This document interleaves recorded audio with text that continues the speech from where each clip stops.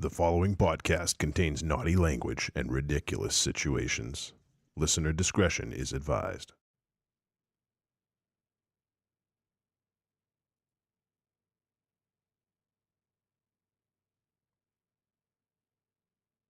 Can't hear you, MZ.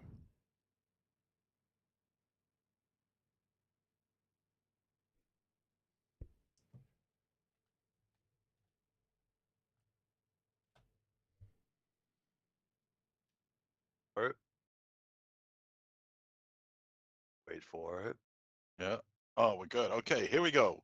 Take two. 2024 was thought to be a horror year like no other. Then 2025 said, hold my beer. And while the idea of gauging the success of a year in horror by how many Oscar nominations it gets is extremely questionable at best, we as lifelong fans of our beloved genre cannot be more pleased. This year, a total of 6 projects caught the Academy's eye, practically unheard of considering they turn the other way when a horror is interesting and original, or they reclassify it as a drama, thriller, or shit, even a comedy. K-pop Demon Hunters, Begonia, The Ugly Stepsister, Weapons, Frankenstein, and Sinners are all nominated for that little gold statue, 3 of which are nominated for Best Picture. Did any of us truly believe that we would live long enough to see this day? In spite of what your opinions of the Academy are, they are the benchmark of cinematic excellence and have been for 98 years. Nothing is threatening to change that, so you may as well shut up and live with it. The tides are turning. The Academy Awards is recognizing horror.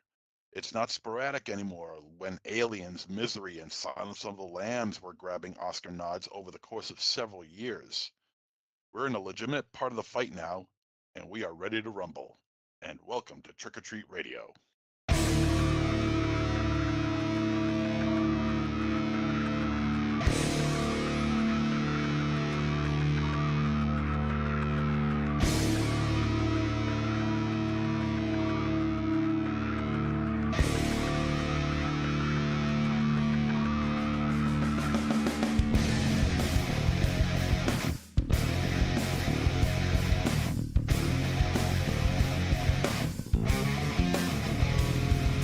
Welcome to the 704th episode of Trick or Treat Radio. Trick or Treat Radio is a stake through the heart of horror and pop culture. We wade through the piranha-infested waters of streaming, VOD, and cult cinema in an attempt to find hidden gems to discuss so you can make informed viewing decisions. Episodes are streamed live every Thursday night right here on trickortreatradio.com, on YouTube. And we're only a few minutes late tonight, so we're doing a little better. 8 p.m. Eastern Standard Time, 8 to 8:15 is sort of the range we're looking in to start. Then the audio podcast is dropped on all podcast platforms every Friday morning for 704 consecutive weeks. That's still baffling to me, but I don't know why we've done that, but we have. And there you have it. And the hosts for this show are Monster Zero. Hoi hoi. Michael Ravenshadow. Hey, yo. And myself, Johnny Wolfenstein. And this week on the podcast, we'll be discussing the film Dust Bunny from director Brian Fuller and featuring a bevy of genre actors, actresses, luminaries. Yeah. So we'll be discussing that one a little bit, and we're also going to be doing our coming attraction. I don't know if there's a better name for it. I mean, that's what it is. It's very descriptive. Maybe we can trick or treat eyes it, but we'll be doing a coming attraction, and we'll be doing probably 2 of them, but at least one of them I know we're going to do is the new trailer for Masters of the Universe that just dropped today. So we'll be checking that out. And also, MZ has prepared a tasty hors d'oeuvre. What do you say, Raven Shadow? What's the beginning of the meal? It'd be the amuse-bouche. Okay, so we'll go with the the moose show. bouche. He's prepared a nice amuse bouche for you. He's kind of like the amuse-douche, if you will. That's it, the amuse douche. Would you like to, Yeah, would you like to take that home in a douchey bag? Put him in a douchey bag. Yeah, yeah. Douchey. Douchey. All right, Ah. so yeah, MZ's gonna. Touche.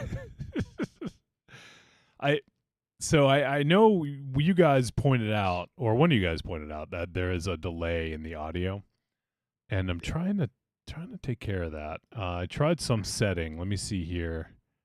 Doesn't seem to be doing much, but let me see. As long as we're not like Michael Winslow in Police Academy. Hey, man, that's my greengrocer.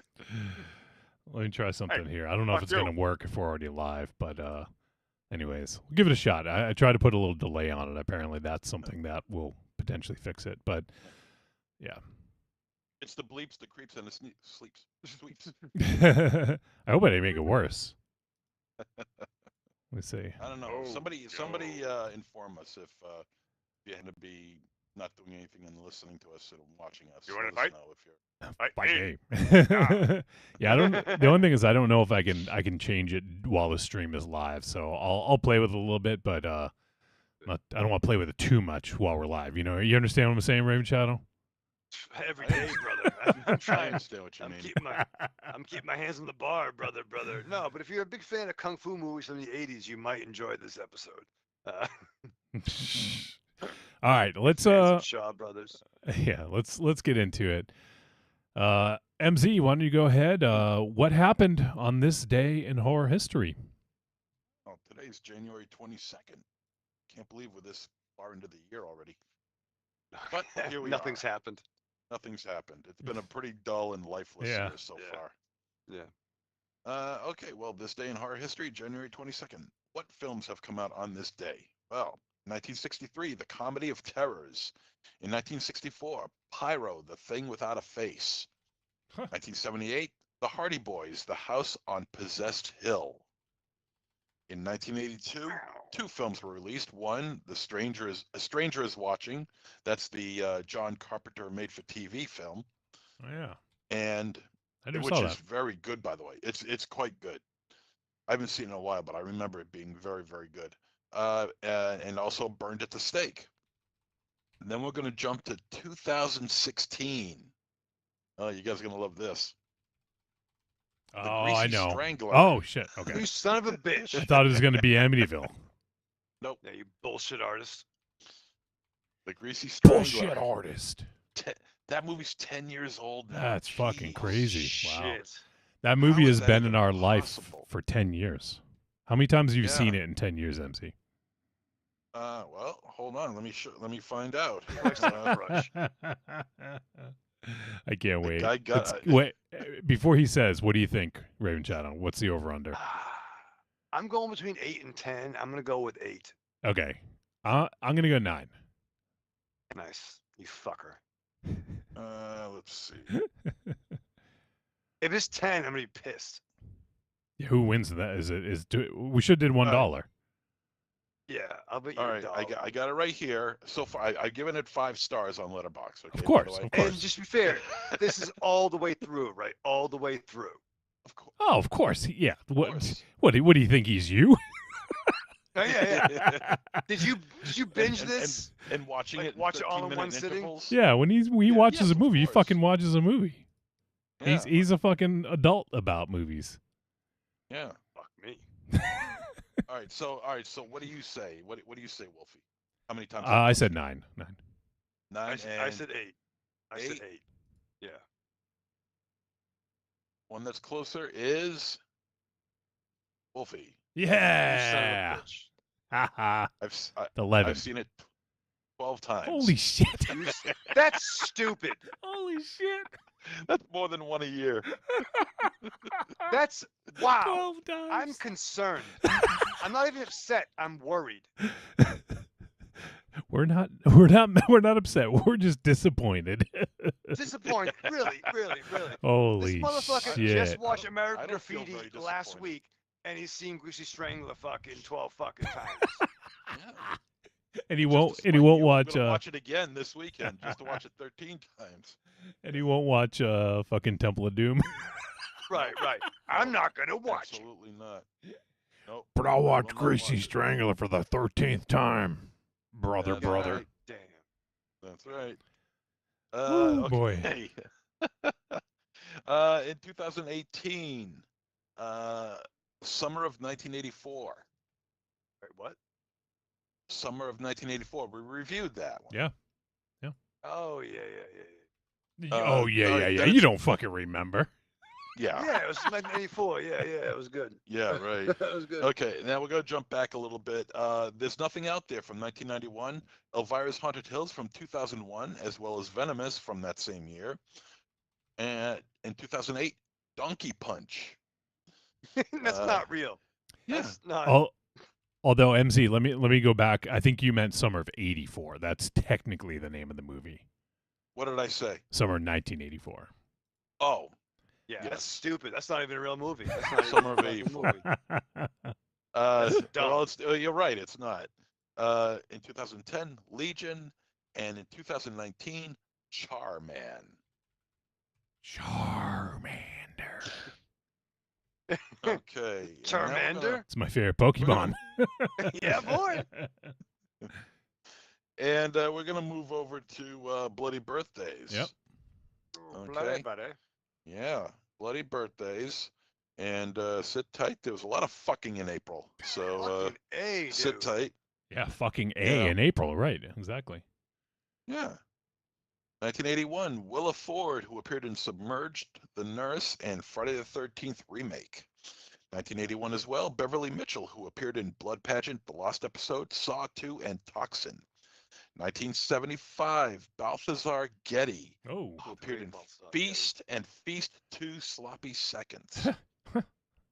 1965, Brian McCarty appeared in the short The Rising of the Sap and 4 episodes of the TV series Fortitude. 1959, Linda Blair, who Nice. starred in a little film called The Exorcist. I never heard of it. The Exorcist 2, The Heretic, Hell Night, a little film called Repossessed. All right, I was gonna make sure you said that because I know you love that movie. Oh, Oh, God. And no Red Heat original?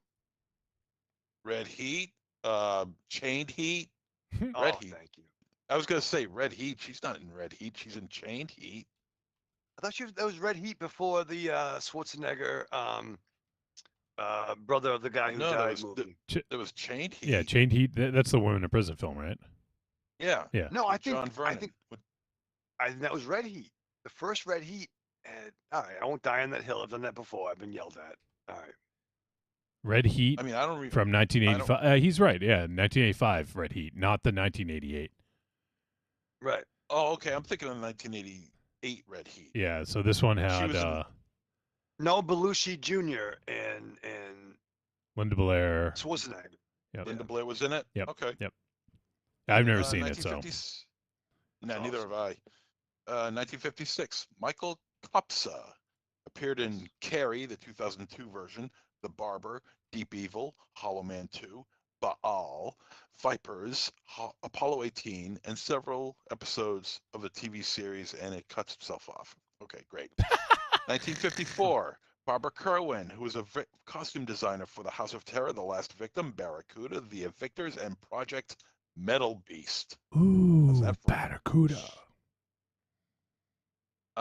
1953, Anna Gabus,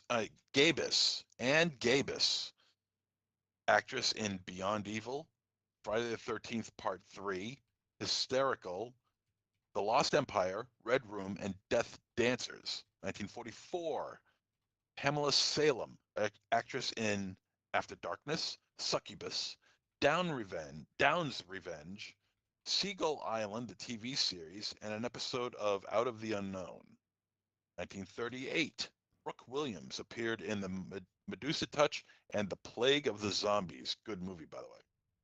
1937, Carlos Ared directed Paul Naci films, including Horror Rises from the Tomb, another good movie, Curse of the Devil, The Mummy's Revenge, and The House of Psychotic Women, another good movie.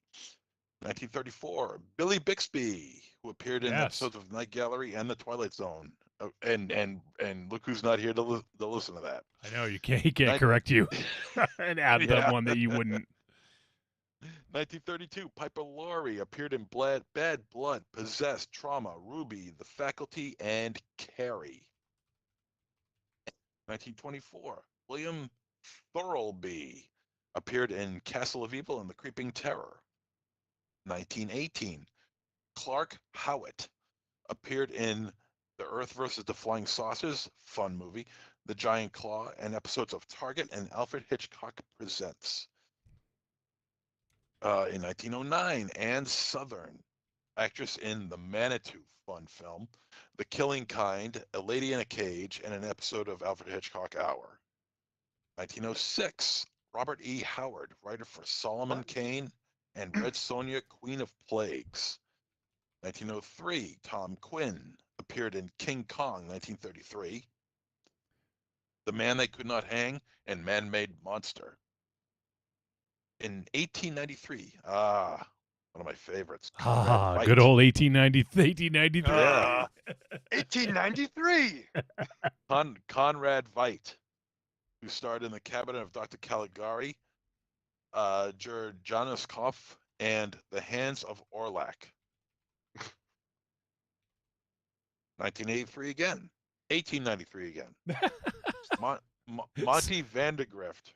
Summer of 1893. What a movie. Come on, Monty.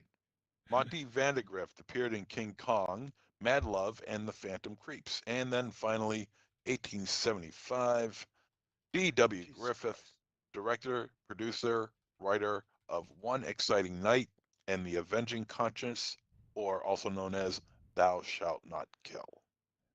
Happy birthday, everybody. Happy birthday. Especially all our 1873 brothers. They're all listening. I know it. All right. Well, thanks, MZ, for that. Mhm. And let's see. We got some chat going on. And Evil Corny says, y'all starting early AF tonight. Hey, we're trying, Corny, all right? We're trying. Yeah. And James Ellis, Blood Meridian, my favorite cocktail. He says, hello to one and all. I will have to check out Dust Bunny. I wanted to give a shout out to Logan Ludwig, who created a wonderful show on YouTube last year for Alien Eyes Only. I'm interviewing him tomorrow, and I highly recommend you all go spread the love. Much love from beyond the pond after a very trying week. All right, James. Yeah, brother. Good to hear from you, my friend. And for Alien Eyes Only, huh? Let's go. Let me check that out. Check it I out. can't wait to hang out with that dude. I'll tell you that much. Yeah. Let's go to YouTube here and see. What do you think it's about, Raven Shadow, for Alien Eyes Only? Alien Eyes. I mean, it could be different in this current climate. I It's don't know. true, yeah. I'm picturing the eyes. The of an eyes. alien. You're picturing the eyes. Of the eyes of an alien. Like maybe they're seeing like, wow, humans are fucking dumb. We're not gonna land there. All right. I don't know. I'm not an alien. I don't think. You know. All right, for Alien Eyes Only, let's see. It click on. I think I know what it's about. Oh, what do you think? I think it's an alien crash lands on Earth and becomes a top secret agent for the FBI. That's true. Is That his really na- is happened, his name actually. Alf? Yes. No. All right, here it is. Says the following video is intended for Alien Eyes Only. This tape covers dating. Yes, this tape is quite romantic. Do you go on dates on your planet? If not, hopefully you find some useful tips in here. So I don't know. This probably isn't the first one. It seems like it's a series, maybe. That is the channel for Alien Eyes Only. If you're curious, I don't know if we'll get a Nasty. Yeah, I don't know if we'll get a copyright strike, but let me just play a little bit here. Following film is intended for alien eyes only. So if you are a human, please stop watching now. Yes, it seems you found our package. With tapes and a TV that our planet was able to send out This is amazing. our solar system. Yes, it comes from our home. It's a whole video, and I think it's Yeah, I'm sure. I think they're puppets too.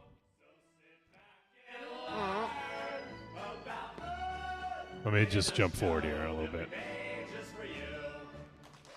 And now, your host, Grandpa Earth. Grandpa Earth? Yeah, it's Muppets. Aliens. Okay, yeah, I gotta check that out. All right, there you go. So a little plug since James was talking about it, and James, he's got taste. Raven Shadow, right? What I've heard. He's got discerning taste. So Many people tell me that. for Alien Eyes Only, you can check it out on YouTube. Speaking of Muppets, I found this clip on Facebook today. Did you see it? Did you see it, Raven Shadow? I saw. I think you posted it and you got excited. I was at work. I was giddy. I was I know giddy. you I were. couldn't believe what I was seeing. And it's Peter Jackson talking to the Muppets. Okay, but here's the thing. One of the Muppets, I think it was Floyd, mentions the Feebles. Oh shit! So that mean they're canon? Yeah. That's the same universe. Let me see here. Let me see. Hold on. I mean, unless you can play it. Is anybody else seeing a fucking mountain scene? I am. Yeah, I just shared that, so we went for the trailer. Yeah. Way to fucking Okay. blow the load right there, Raven Shadow. Well, it wouldn't be the first time. Let me see if I can. Let me see if I can play it through here. Okay.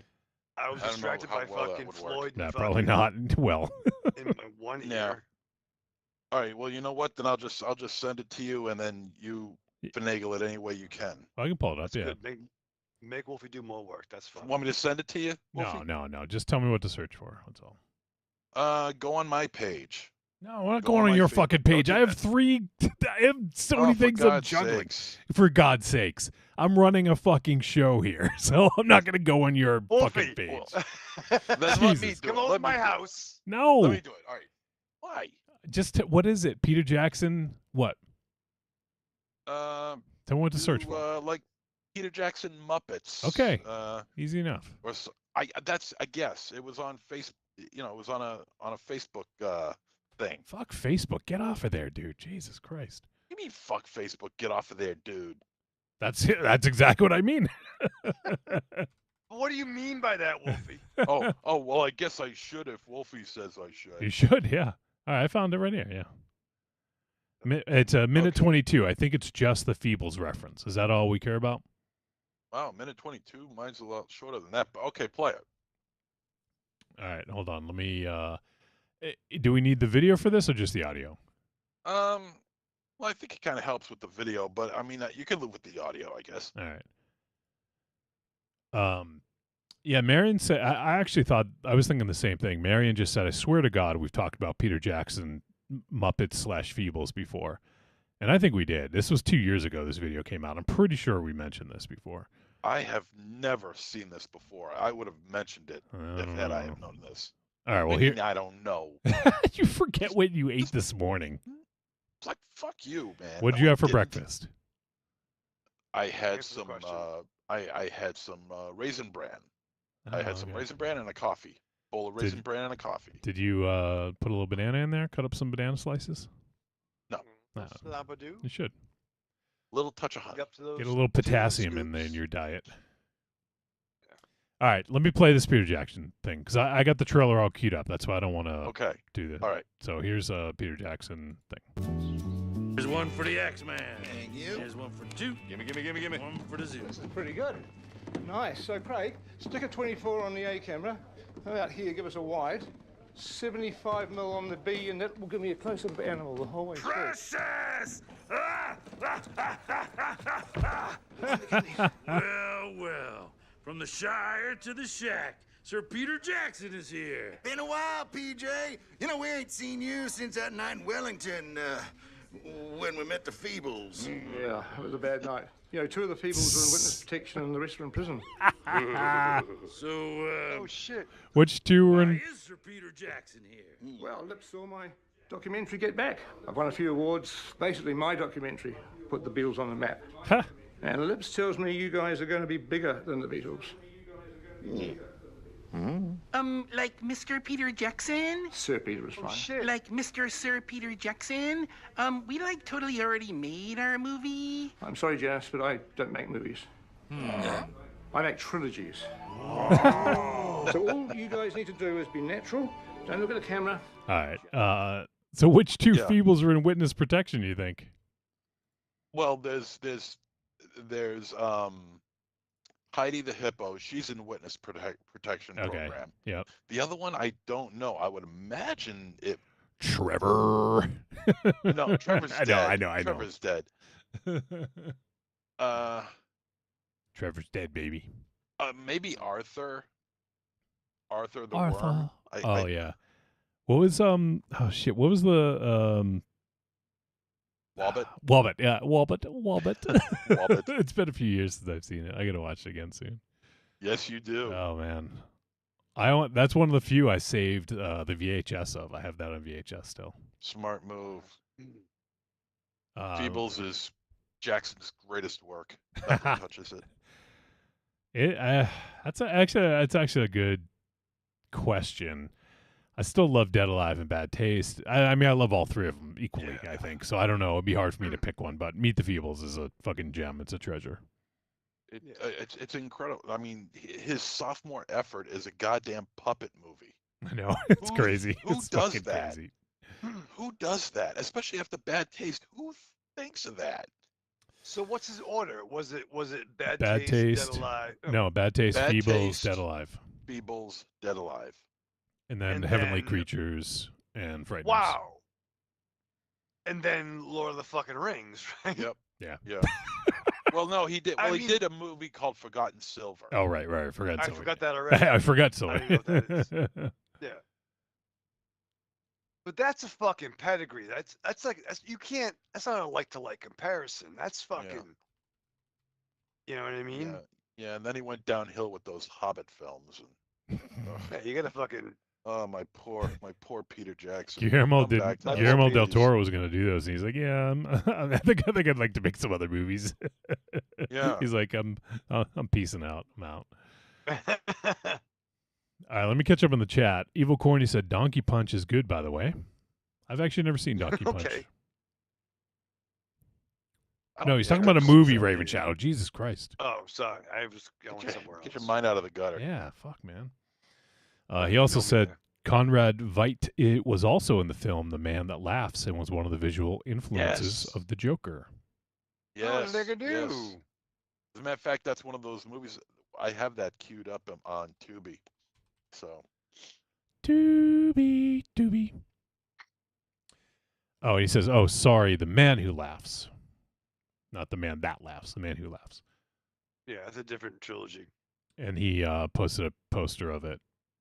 Yeah, it's pretty fucking horrifying. And James Ellis, Blood Meridian, my favorite cocktail, says, "Meet the Feebles is everything." that's right. I agree.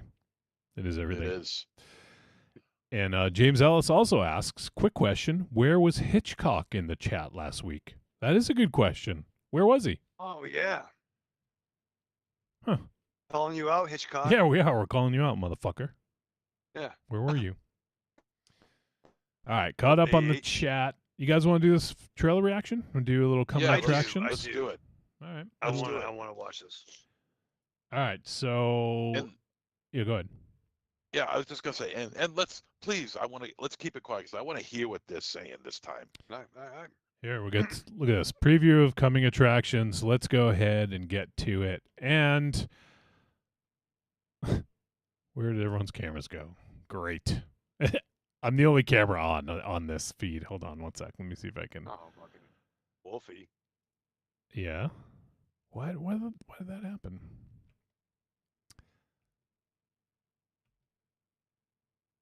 Hold on. Let me see if I can fix that real quick. So I'm excited for this for lots of reasons. One, I'm a big fan of the property, and I was excited that MZ was so enthusiastic about Yeah. discussing this, which is nice. Are we still killing time, Wolfie? Yeah, kill time. I gotta. Okay. Well, So that happened. I'm a big Master of the Universe fan. I mean, it came out in '82, I think, and depending on the time of year, I think I was either 5 or 6 when the toys were in stores, and I remember getting them, and they were amazing there. Um, they have a great episode on the toys that made us on the Netflix, but they were just so different, and that was like coming off like the 3 3/4 Star Wars figures had already come out. Um, they were we got them in Sears in those days. But by '82, He-Man dropped, and they came with great artwork, great mini comics that to a 5 or 6 year old, the art style could have been akin to like um, Boris Vallejo or fucking the Death Dealer motherfucker. Like it just had that weird blend of sword and sorcery, and the comics looked dark. So when the toys came out, I was super into it. Um, Now, MC, you were a bit older than me. Were you into the toys as well? Can't hear you, MZ. Not really. As I got older, I started to appreciate it. But back then, I don't know. For me, the idea of you know human beings in cartoon form just wasn't really my bag. You know, Human I liked beings in cartoon form? What do you mean? Sorry, I'm just yeah, trying to like understand. You were like like like robots in cartoon form? yeah, like Oh, I robots in see. cartoon Okay. form, animated. Like rabbits and ducks and pigs in cartoon form. That was entertaining to me.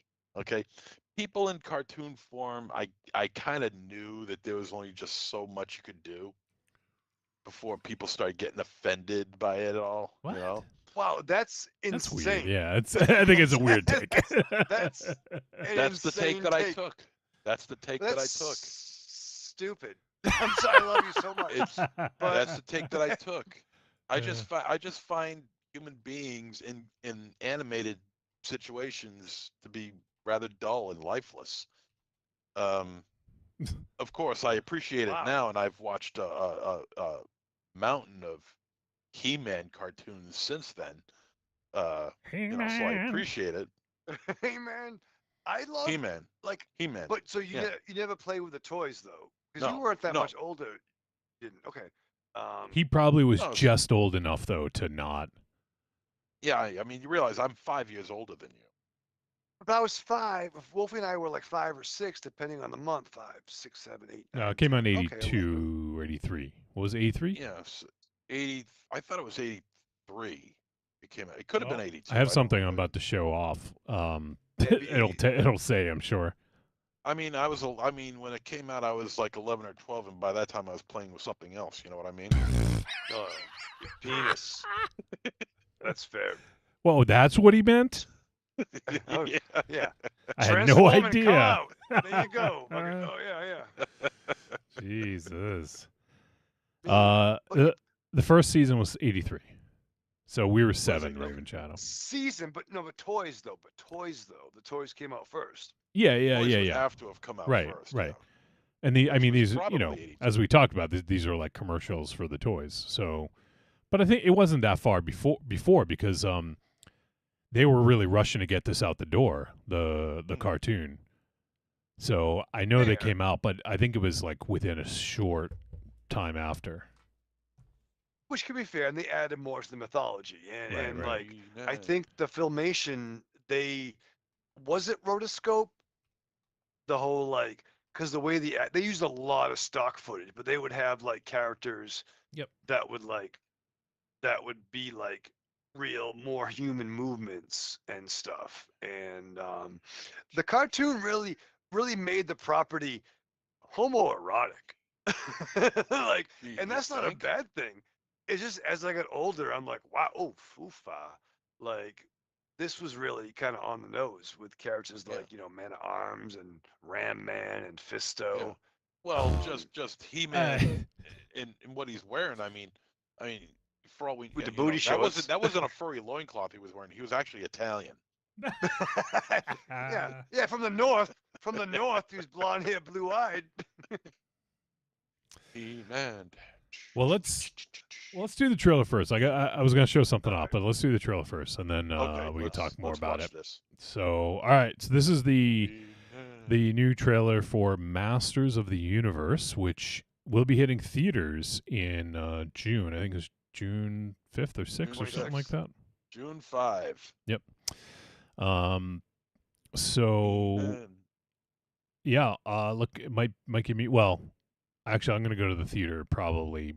Yeah, I will go to the theater before because Mandalorian versus Grogu and Grogu will be coming out in May, like a couple weeks before May 22nd, I think it is. So I'll be hitting the theater for that. But that might be my first time in the theater since seeing Barbie, which that was like 3 years ago or something now at this point. All right, so let's give it a watch. This now, MZ, you said you just want to watch it, right? You don't want to talk over it.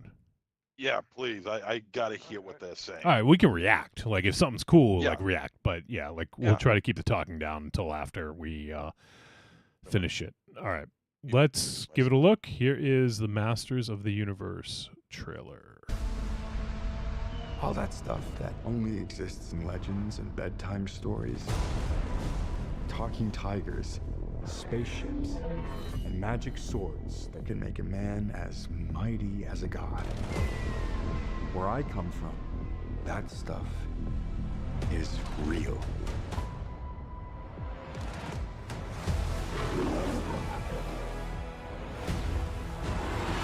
Why did you send me away?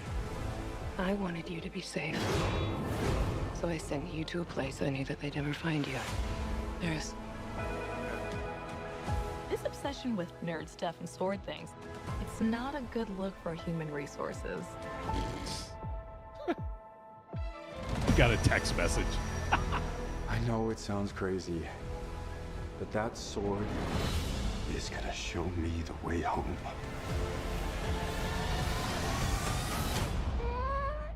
Sir, you can't do that. Don't worry, the sword's mine. Oh shit! Gray Skull. Hang on, it's about to get weird. Oh shit, Tila, right?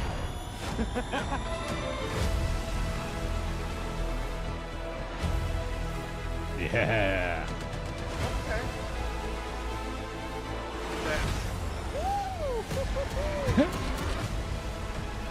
What am I supposed to do? Take the sword. Oh shit! You protect them.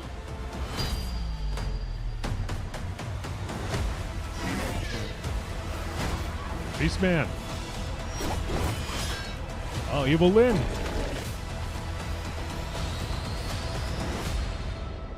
Say it. Say it. I have the power! Yes.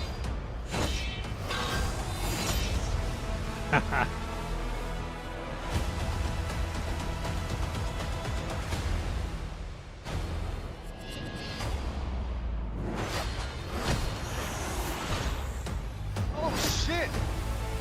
Who the fuck knows now? Oops. Okay. All right.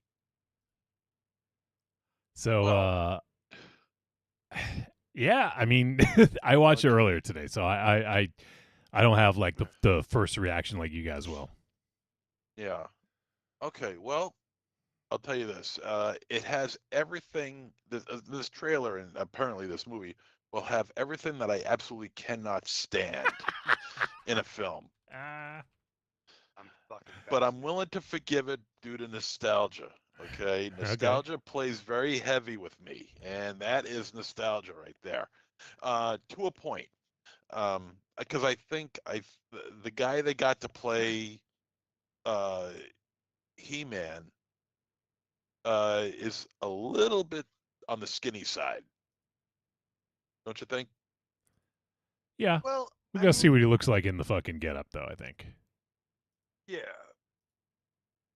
it's a hard line, right? I mean, these, even if we go back to 82 or 83, for those of us that were the OG like fans of it, these properties serve so many different masters. I mean, there was even Yeah, the the Masters new of the adventures of Universe. That's who they the serve. oh shit, I see what you did there.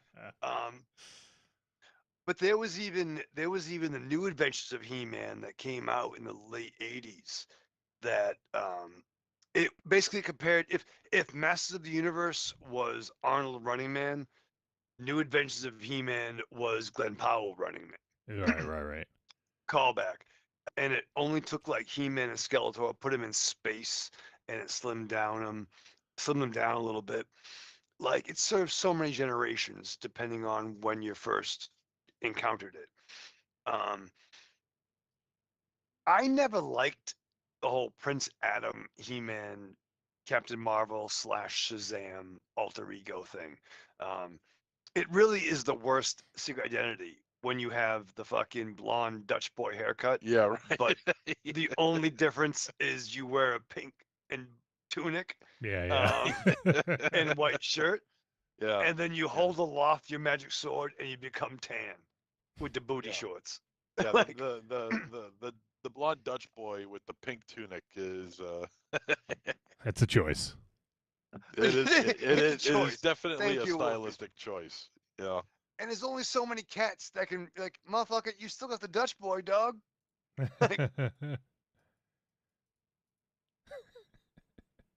But I did not see Orko in there anywhere.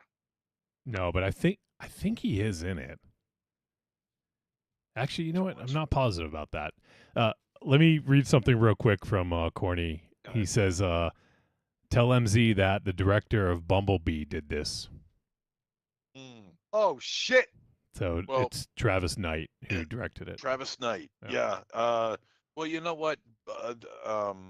Bumblebee is the best of all the Bayverse films. It's not great, but it does give us some, a few minutes of Cybertronian war, and that kicked total ass. And he got that done within months because everyone was, early screening results were like, "Where's Cybertron? Where is it? We want some of these." We want some of these characters that we grew up with, and they didn't get it. And then he got it. He provided, and it was the best thing in the entire film. Mm-hmm. Here, I don't know how well it's going to play. How Eternia plays into the mixed up world with Earth. So it'll be interesting to see what they do here with this. I'm very interested in this. Well, the Filmation show did introduce the fact that his mom was from Earth and she was an astronaut. Yeah, that's right. Yeah, that's right too. Yeah. And that's why they were able to have the very Christmas episode. That's right. Yes. Because why would there be Christmas on Eternia? Christmas on Eternia. And the fucking Masters of the Manger. Yeah, look at that. Is that Battle Cat or is that Cringer? No, that's Battle Cat. Yeah, which again is fucked up because how many motherfuckers? All right, so yeah, you're wearing a blonde Dutch boy hair gimmick, and you're rocking the purple, the pink and white tunic fit, and you have a giant green cat. But you hold aloft your magic sword, become tan with the booty shorts, and then your cat has armor. I gotta admit, I'm kind of all set with this shot here. You guys see the one I'm paused on? Oh, 100%. Kind of all fucking set. The end of trailer, crescendo of a character jumping with a weapon. And we had this in like Stranger Things recently. It's just like it's too. Stranger Things? Yeah. Well, sorry. It's not a spoiler, but a character does something like this. No, but that's they thought that they had an episode of Community had that. They had that in There you go. in fuck. You know what I mean? I I'm like with that, you, Wolfie. and I like that wide out shot of him with the sword being held up. Yeah, this scene right The here. scene, yeah. Yeah, with the sword I mean, and it's a wide shot too, which is really cool. And you got enough room to see all the lightning going off and everything like that. Got it, yeah. It's really cool. He looks okay. I mean, I agree. He is. I mean, He-Man in the fucking cartoon was like fucking 80s steroided up like wrestler, right? Sure. Like, yeah. So I mean, I agree. He doesn't. He looks smaller, but I mean, think he's it's in good shape, but he is not He-Man shape. it's more of the I think the look nowadays. Like it's a right. It's someone that it's more like fit and athletic, functional. You know, like you don't need to be roided up, muscle bound. I think so. I'm okay with that Well, personally, but look at right, wrong, or indifferent if you like the product. But look at there are guys in any wrestling company right now that would not be on wrestling in 1984. right. The land of the Giants era. Oh, for right? sure. Yeah, absolutely. Yeah, he needs to have that like Ted Arcidi look. If you ask me, you know. Nobody knows who that is. I know, but we know who he is, and you know what I'm talking about. And at first, I thought when you were talking about He-Man, I thought you said Heenan, like Bobby the Brain Heenan, like Bobby Bobby He-Man. the Brain Heenan. Bobby the Brain He-Man. Oh shit!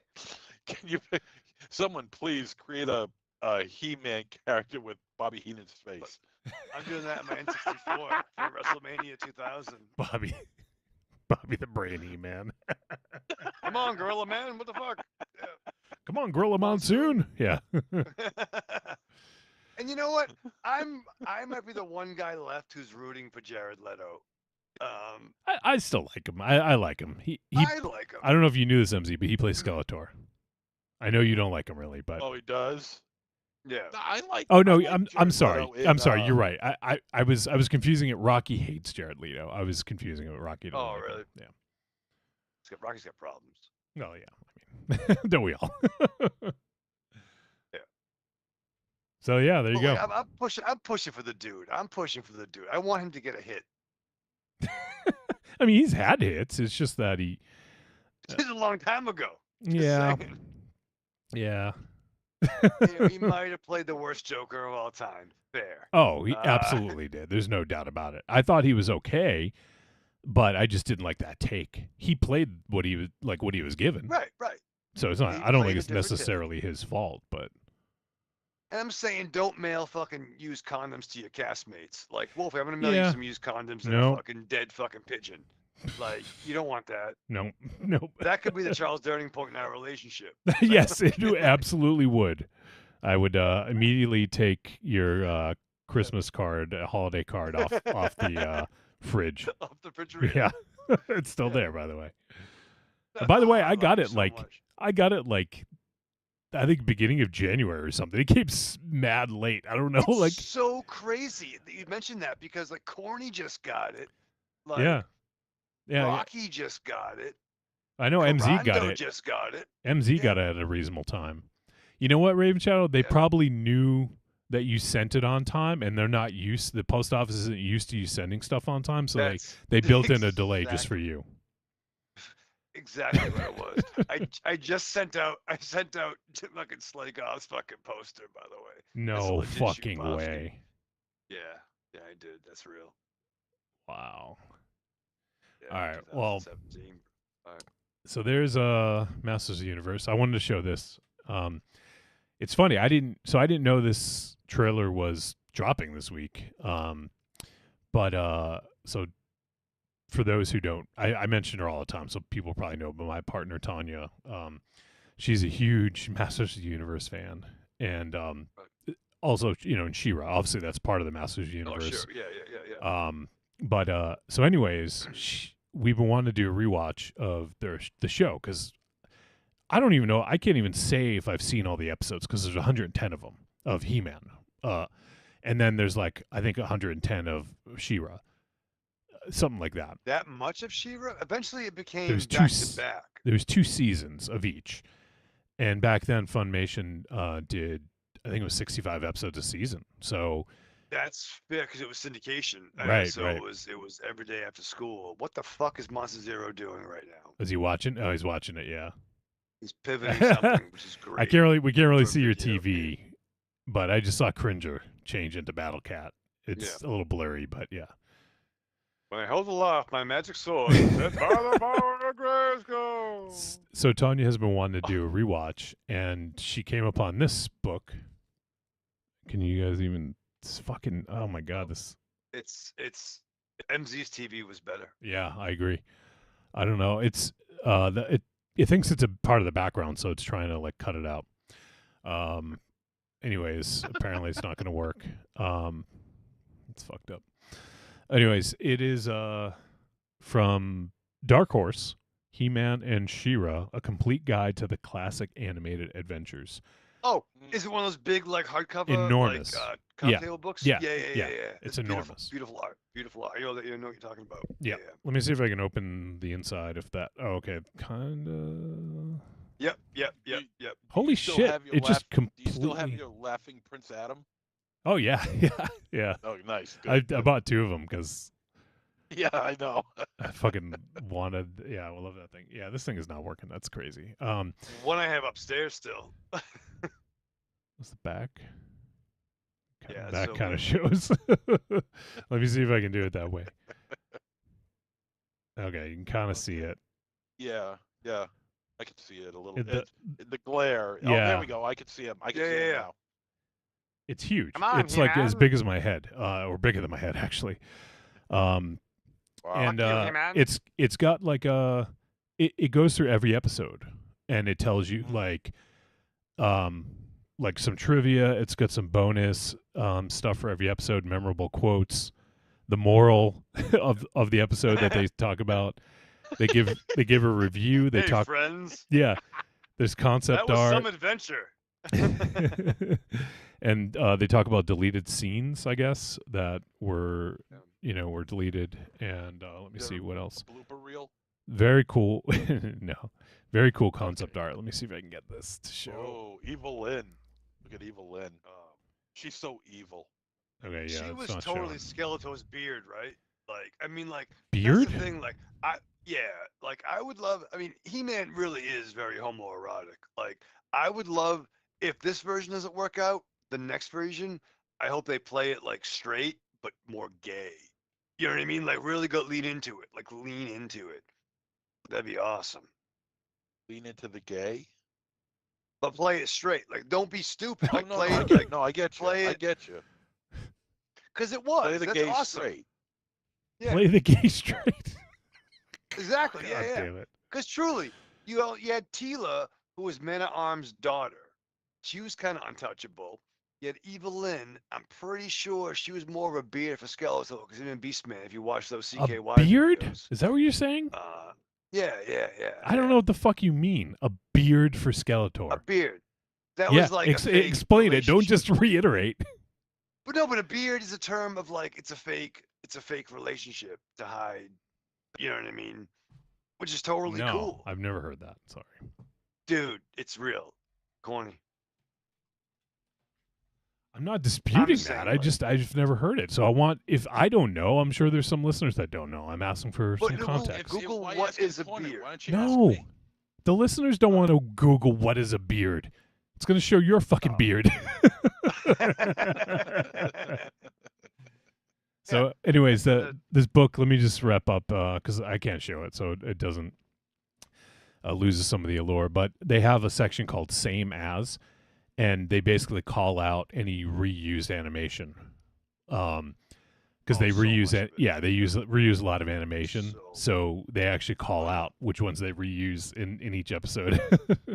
Nice. Whenever Skeletor runs away, like Yeah, exactly. and like Or- they jump on the fucking thing, like Yeah. Or of course when Prince Adams turns into He-Man. Yeah. You know? Yep. That's And then used every single episode. there's also another Skeletor one where he like shakes his fists from. It's like a low angle looking up at him. Yeah. You motherfucker! You hairy fucking mastodon! Beastman, don't you know how? That fucking thing. I meant to show that to Tanya. I forgot actually. It's Oh, Really? the CKY stuff? yeah, CKY. No, it's so fucking good. Beastman. Skeletor. You motherfucker! You suck my balls! So Hey, man, arms with a Stick your big cock inside, mustache. like Ray Young fucking said. Rick That guy on. knows how to give head. Two men in bed. His face is getting red. All right. This Now, is if you might get us everyone kicked off YouTube if you keep going with that thing. Yeah. And Bam Margera's fucking playing the keyboard. Like, what the fuck? Yeah. Here's some quotes from the episode The Defection. Yes. Ah, just what everybody needs. A magical island holiday. Awesome. He-Man does not look forward to his journey to the Island of Tears. Well, Yeah. who does? I mean, yeah. Like, really, like. It's like the Swamps of Sadness, you know.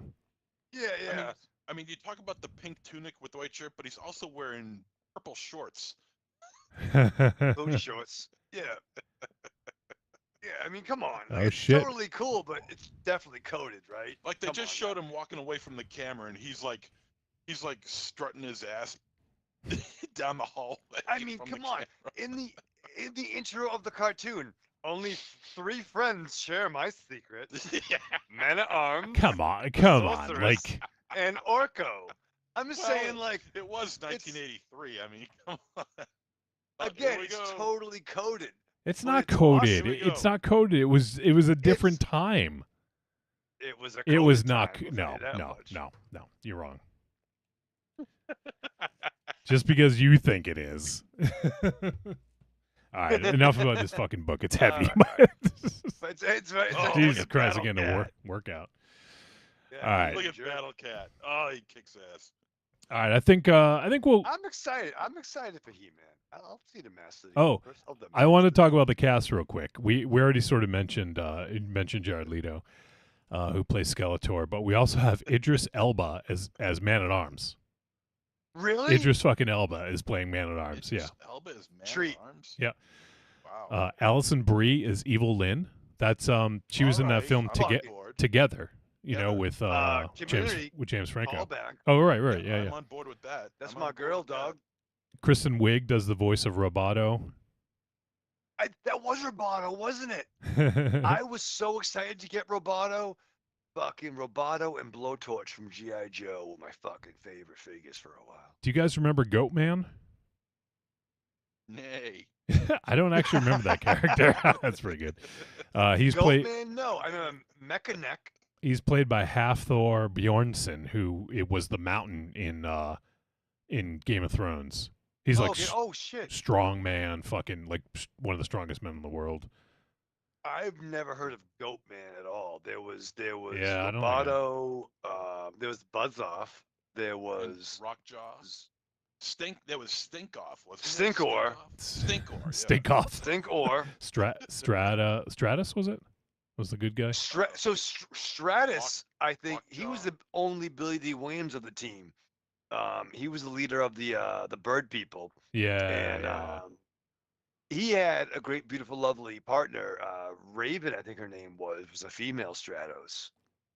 And he had a cool just chin beard. He was only in one episode, but he was a dope figure.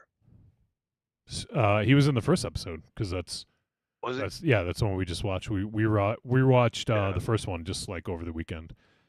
I'm watching that one now, the first episode. Yeah, it was actually the 4th episode if you go by this book, because the production was all they aired it. The production schedule was all off because they were trying to rush it out. So I think they just did the ones that like we're done. You know, like all right, this one's done. Let's push it out. Also, funny quick story. I don't know if I told this when it happened, but I saw Hafthor Bjornsson, who plays the Mountain. I saw him in an airport in Iceland. When I went to yeah, I walked by him and I was like, that is fucking Hafthor. Like, you can't deny what. When were you in Iceland? Yeah. It was a changeover. I was going to the UK.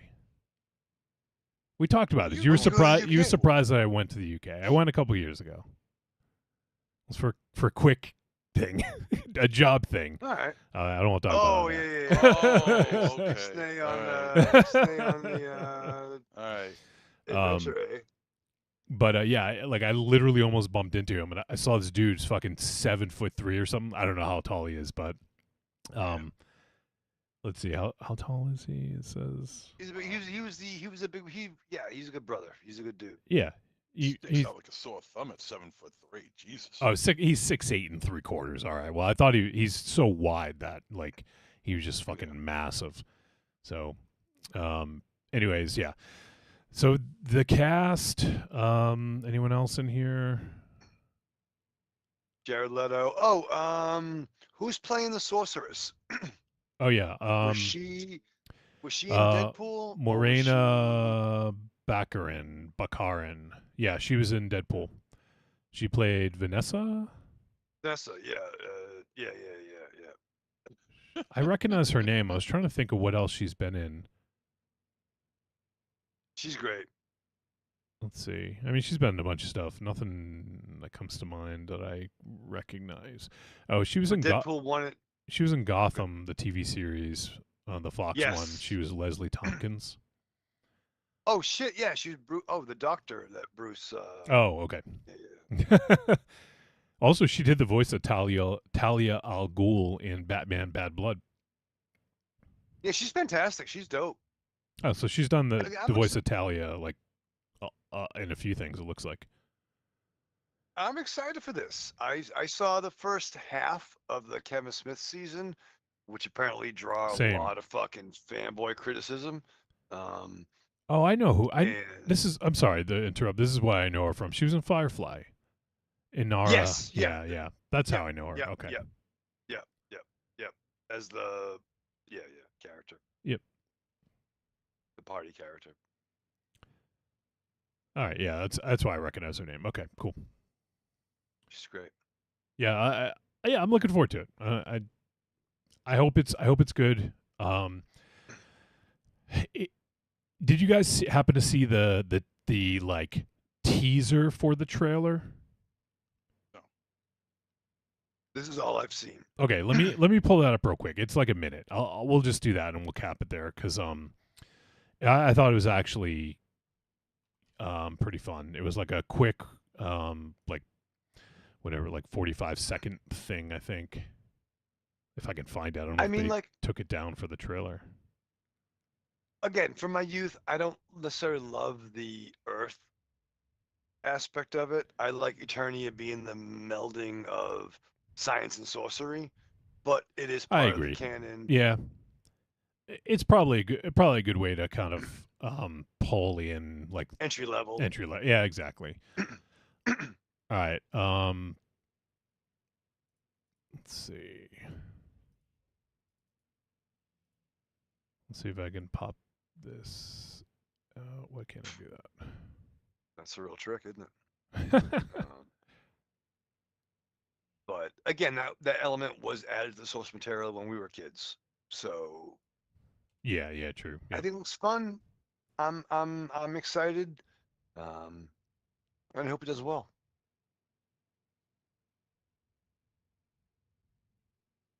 Okay, I think this is the teaser.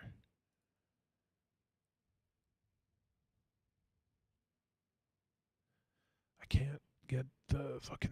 Why is it not working? Hold on. In order for me to share it with you guys, I have to like be able to pop it out of the player here. But it is not letting me do that for some reason. All right, let me just try to go full screen. See if that works. We're going to full screen. Never go full screen. Never go. I mean, sometimes you go full screen. All right, let me do the share here. Let's see. Did you hold off your magic sword?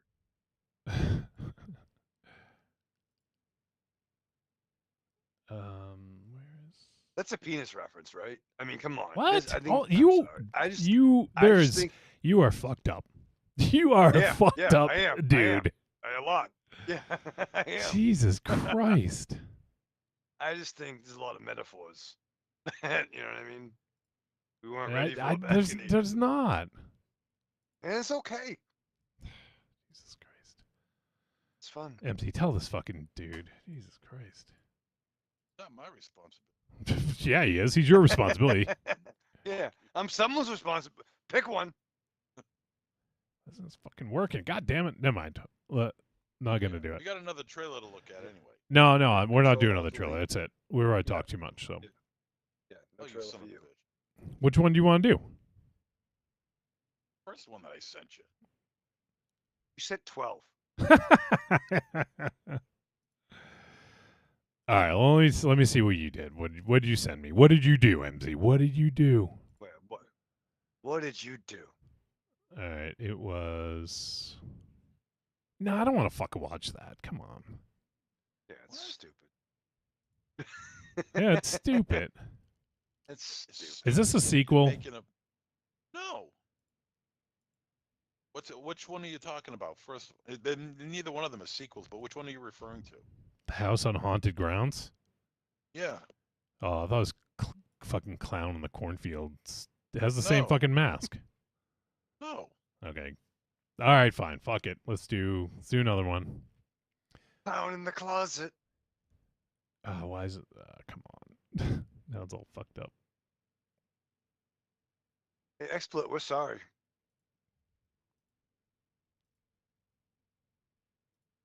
That's fun. You know what? No, I like OBS way better than XSplit, by the way. But Yeah, me too. there are some weirdness. All right, hold on. What the? This is fucking dumb. Hold on. Beastman. Hello, Beastman. Beastman. I love how they just stopped trying with characters. Mossman, Stinkor. Yeah. Ratman. Yeah, really. Stinkor. Buzz off. Buzz off. Buzz off. Yeah. Jujitsu. That's weird. Mecha Neck. His gimmick is at a long neck. All right, here we go. Many faces. Oh, here we go. Many Faces is actually a dope character, and Triclops is a great fucking name. All right, Every here we go. eye had Let's check out the different next ability. one. All right. Oh, Trapjaw was my shiznit, dude. Here is the trailer for The House on Haunted Grounds. Welcome back, Ghost Hunters, to another spine-chilling episode of The Other Side. For those of you who are just joining Another us, one of these? I'm Tony. Fucking your A. guide to the paranormal. And I'm Amy, your navigator through the It's unknown. like Shelby Oaks. Tonight we have something I don't truly want an terrifying in store for you. We're here at the infamous Lockwood House, home of one of the most grisly murder sprees in recent history. Not only are we entering this house, we are committed to stay the entire night. Ooh. No matter what we encounter. We might be the first and only ones to have been in this house since the night the killer lost his life. So what are we gonna find?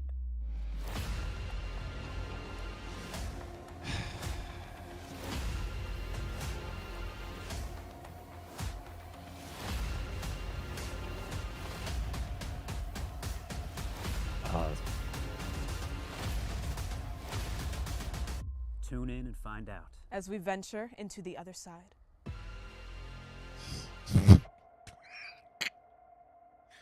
That's bad. Wow. Okay, well, see, the reason why I suggested this one is because they said, I was reading an article about this film on with iHorror.com, and they were saying that this is the film that's going to be bringing back found footage Oh, come on. horror. And Is it and though? of course I said to myself, did it ever really leave? Right. No. It's been with us since 1999. Right. So, but I wanted to give it a shot anyway.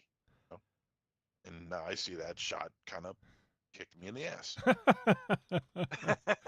Well, the thing is, it just looks like it has it checks all the boxes of clown, haunted house, I don't know, murders, and then the music is like every fucking trailer. Boom, boom, boom, boom, boom, boom, boom. Yeah. You know, like do something more original for a fucking horror movie. Like I Yeah. don't know, man. Yeah. I don't know. I'm still gonna want to see I mean, it. I'm still gonna. Yeah, I'll still check it out, and maybe we'll do it on the show. I don't know. But I'll just say the trailer just didn't really do anything for me. No, it's very generic. Right. I think as to Wolfie's point about that jumping shot in the Master of the Universe trailer, like if Master of the Universe wasn't an established property, everything about that would seem generic. Yeah. If and it still does. You know what I mean? Yeah. Again, those who were, I like Battle Cat.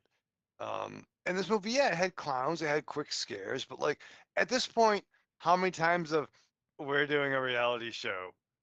Let's see We're what in happens. a place that's never been visited before. Yeah. Yeah. Are you though? Really? All right. All right. Here's there's a few. I got to catch up a little bit on chat. Our pal Trouser Snake Mountain says, He-Man influenced me to get on my first cycle of anabolic steroids in 1984. 6 years old. Corny says Adam's mother was from Earth. Oh, Raven Shadow just said it, so he actually beat you to it, Raven Shadow. So yeah. Trouser Snake Mountain says podcast. Scott Steiner should have played He-Man. Then we could get some Steiner math. Yeah. Oh, I don't want that at all. Evil Corny says, "Fucking cringer." I got Raven Shadow's Christmas card on January 2nd. Yeah, I think that's when I got mine too, actually. It's crazy. Because you guys are in the like I get like Rocky and Carando got it late, but like you guys are in the continental United States. All right, Marion's dropping some science here since Raven Shadow wouldn't. In the LGBTQ plus context, a finger quotes beard is a slang term for a person, often of the opposite sex, who partners with a closeted gay, lesbian, or bisexual individual to hide their true sexual orientation from the public. That's exactly what I said. No, it's not at all. You said, "Oh, she's a beard. She's a beard. Look it up. Google it. It's a beard." That's basically what Marion. you said. Well, Marion did. Trouser Snake was naming off some of the different characters of Masters of the Universe and said Manny Faces and Moss Man. Yep. And Evil Corny called out she's in Firefly too. Yep, before we said it. And Angry Townsman says, "Ha ha ha, at the second trailer, this is not the film to bring back found footage." Yep. And Evil Corny says, "I horror," more like "I horrible." Oh man, pretty good, eh? Pretty good. Pepsi Phil. Corny, Pepsi Bill. Corny, very evil, very nice. Oh, Pepsi Man. Oh, Pepsi Bill. Pepsi Man.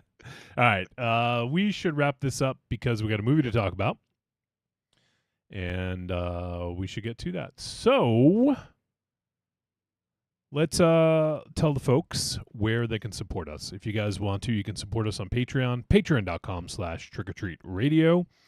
And you can join for as little as $2 a month. And it goes up from there. If you want to get into the highest tier, you can get your own Patreon takeover. And that will allow you to pick 2 films for us to discuss on the show. And if you would like, if you're so inclined, you can be a guest on that episode with us and talk about those movies and just hang out.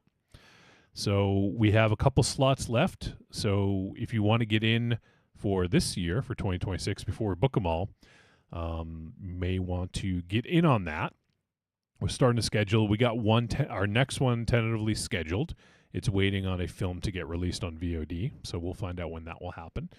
But yeah, looking forward to this year's Patreon takeovers. They're always a fucking blast. So hopefully we can get a few more involved. So give it a look, patreon.com/trickortreatradio. And also, The two other ways you can support the show are on trickortreatradio.com. If you're on the main page, you can click on the Amazon logo. Just scroll down a bit. You see it, click it, brings you to Amazon, inputs our affiliate link. Everything you purchase in that session gets attributed to us, and we get a tiny little cut. So that helps to pay the bills. And then also on trickortreatradio.com, we have the greatest hits, volumes 1 through 3. You can give those a look and check them out and consider supporting. It's the early years of the show, 6-7 years, the first 6-7 years. And it's a nice little sampler if you're unfamiliar. All right, Muggle Raven Shadow, why don't you go ahead, lead us into break. Yo, I was checking out about a friend of ours podcast, the great Steve Van Samson and his crew over on the Retro Reducta Puss podcast. Great. Is that coding? There. Is that coding? I don't think it is. But someone can tell me if otherwise. But no, the fact of the matter is this asshole. A great episode they had recently also had another great brother, Derek Rook, guest starred on that episode. One of the greatest brothers of all time, and they discussed every member on the show discussed their top 2 favorite comic book horror stories or characters. So there was much discussion over Hellboy, Dead World, Swamp Thing, Darkness, not the band, so much stuff. Charlie Murphy? And it was great. I wish so. I haven't heard all of it yet. It is 3 hours. It was kind of like one of our shows. But no Charlie Murphy reference yet. But I just love hearing the great Stephen Van Samson and D. Rook on the same stage. They are the Hart Foundation and Tango and Cash of creative endeavors. So after getting lubed up, hearing those boys with their vocal styles, you better believe I strapped on.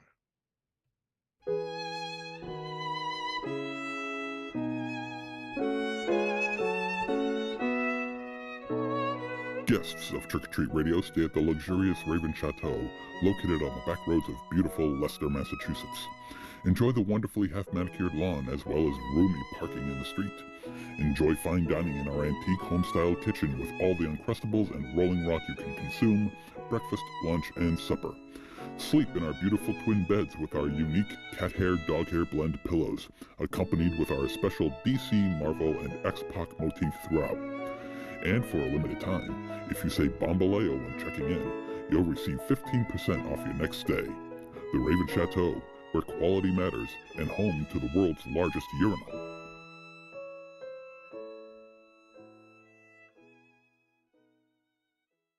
Hey, you matzo heads. This is Larry Fine, and you're listening to Trick or Treat Radio. See ya! Help me!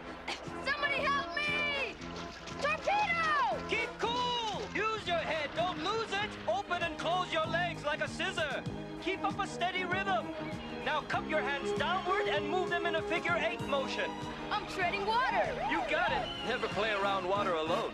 Now I know. And knowing is half the battle. G.I. Joe!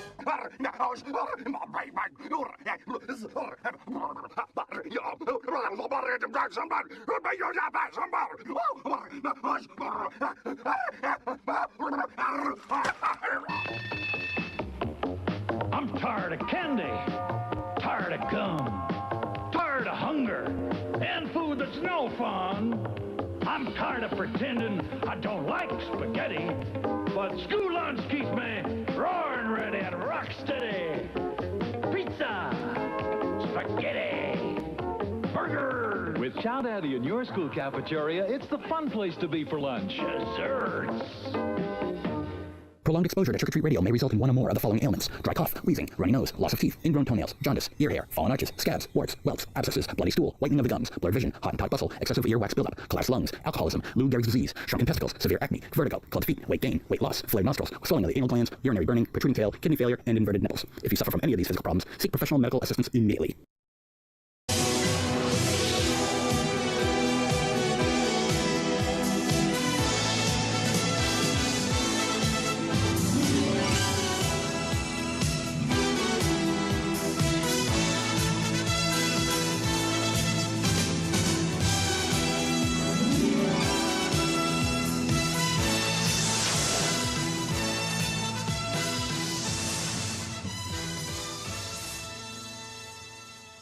And we have returned on Trick or Treat Radio. And it's time for our feature presentation. And this week we will be discussing the film Dust Bunny. Let me go ahead and pull up the details here. All right.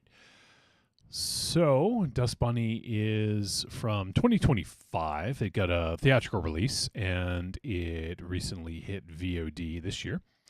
And it is rated R. It is 1 hour 46 minutes, and it's considered a monster horror, action drama horror thriller. And the film is written and directed by Brian Fuller.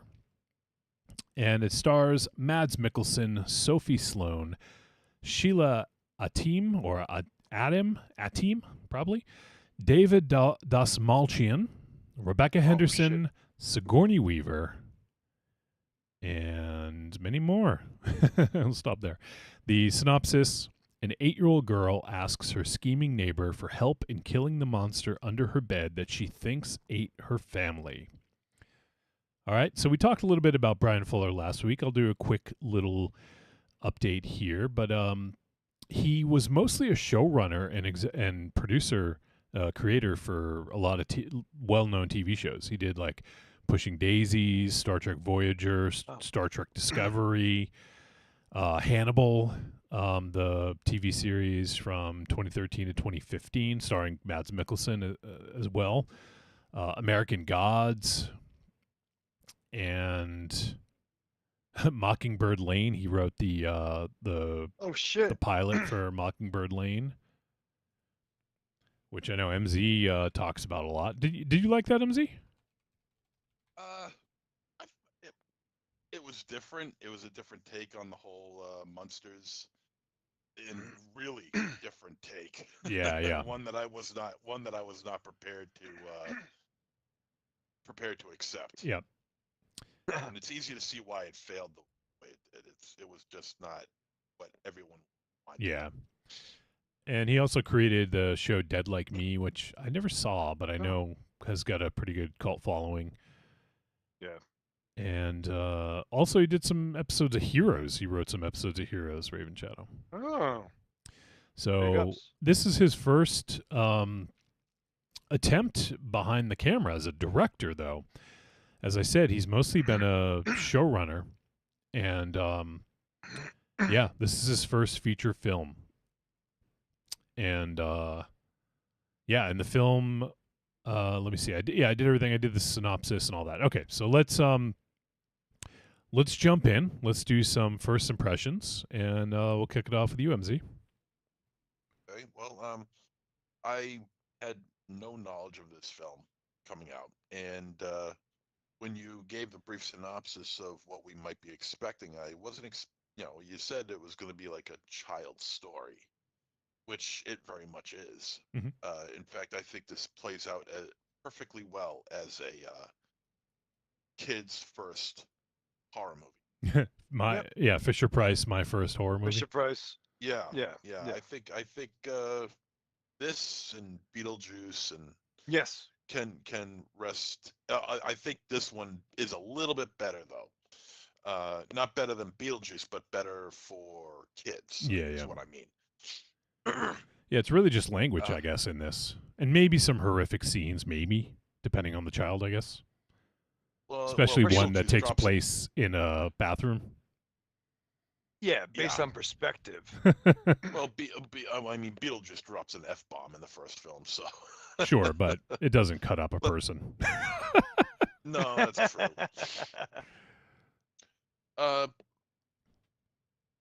So I wasn't sure exactly how far they were going to go, and actually the horror here is rather tame. Yep, it is. It's very tame. But the one thing that I noticed about this film that I just could not get over was the set design. Oh, gorgeous. The set design in this film is absolutely spectacular. Yep. It's so weird. It's like that movie Hugo, where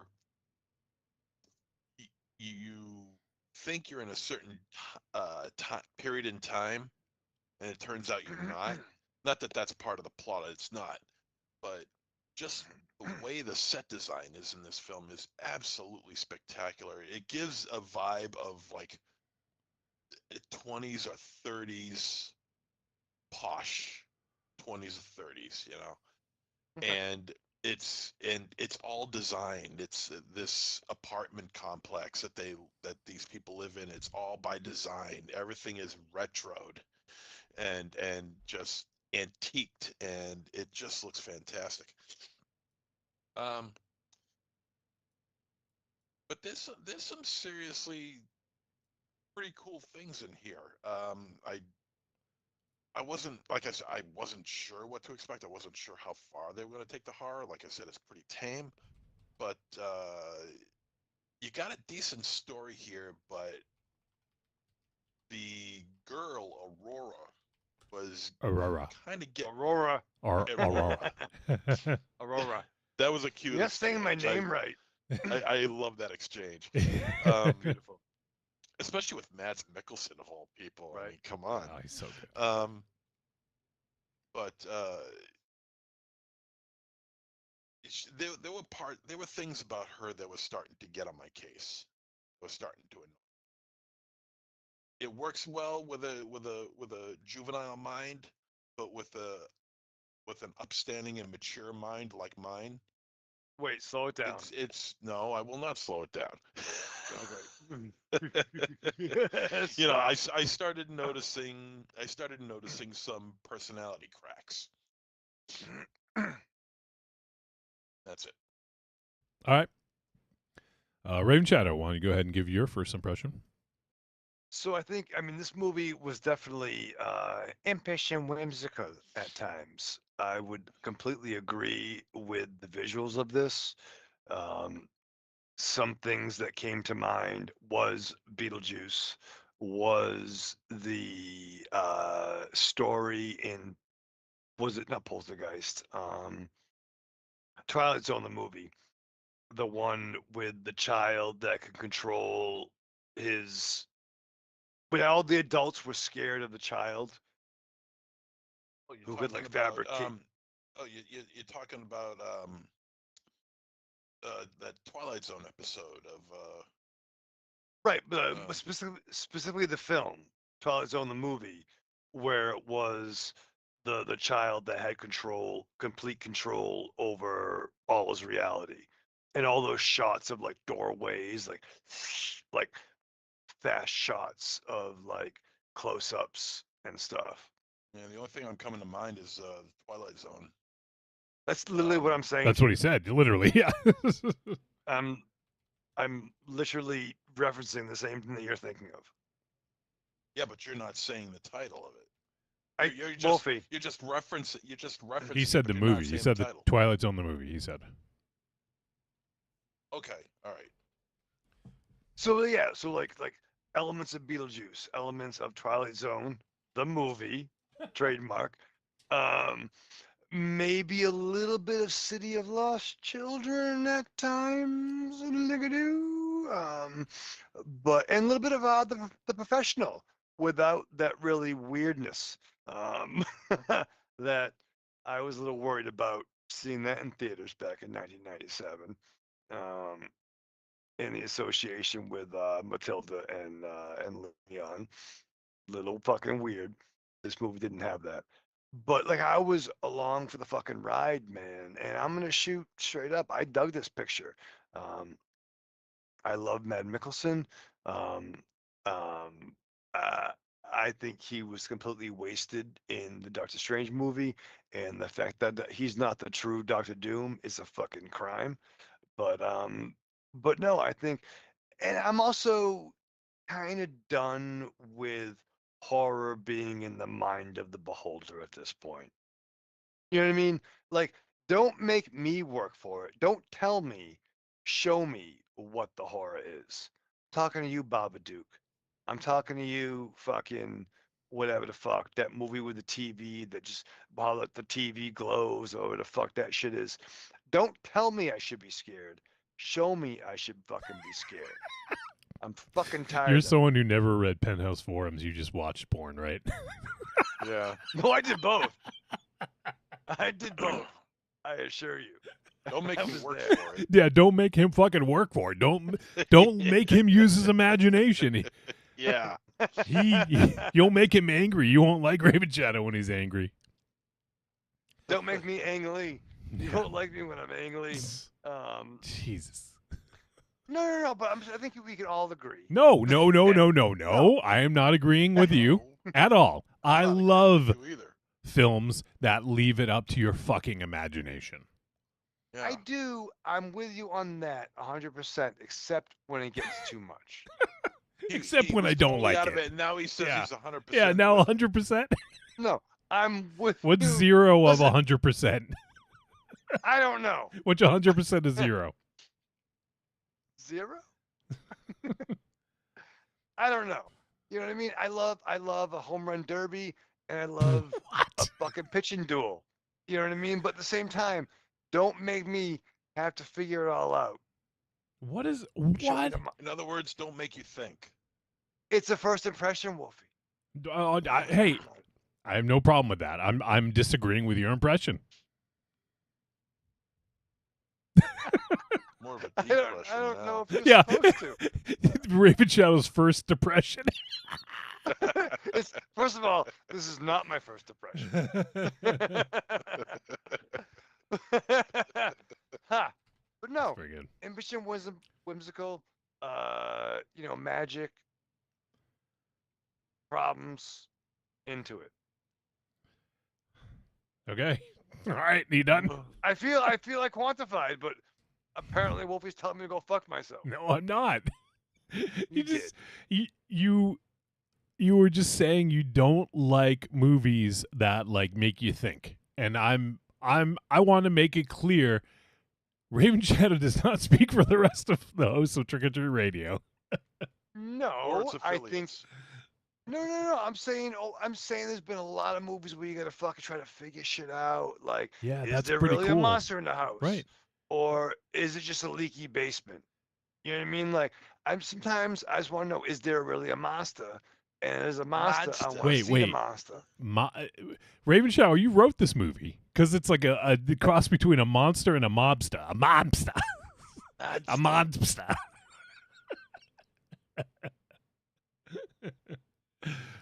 Fuck you, Wolfie. Wow. Timestamp. Timestamp. No, but I like.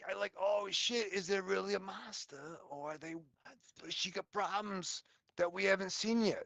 Yeah, but and we'll get into it past Raven Wolfie's Yeah, first yeah. impression. All right. I just think you're yelling at me for things that you don't need to yell at me about. I don't think he's yelling at you. Yeah, I'm I not just yelling think at you. he's- You Yeah, are he was yelling at me a little bit. Take out the trash, Raven Shadow. That's shit. Is it trash night?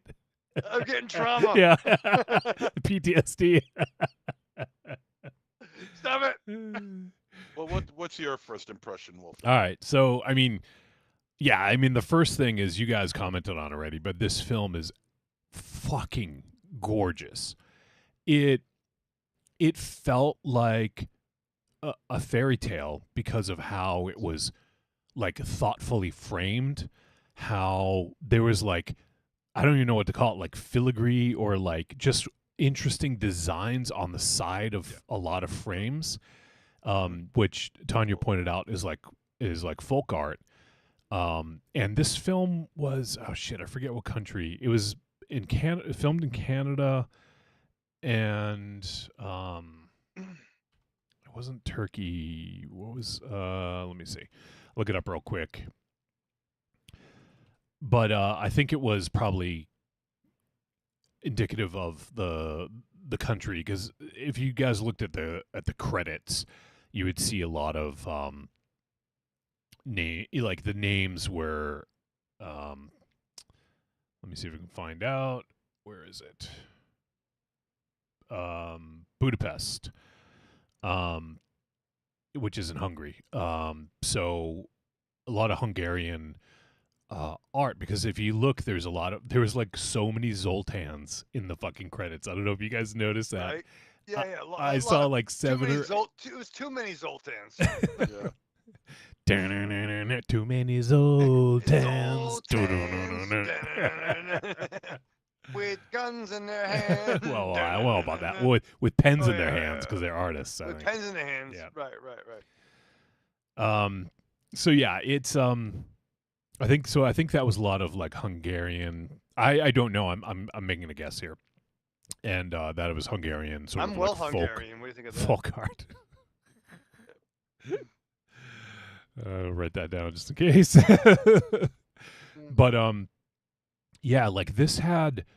I feel like this movie struck a very good balance between fantastical, like or I just say fantasy and reality, and that I feel like that's hard to do. Like I can't remember seeing too many films like that. And now, please don't get me wrong. I'm going to go ahead and invoke the name of a master, Guillermo del Toro.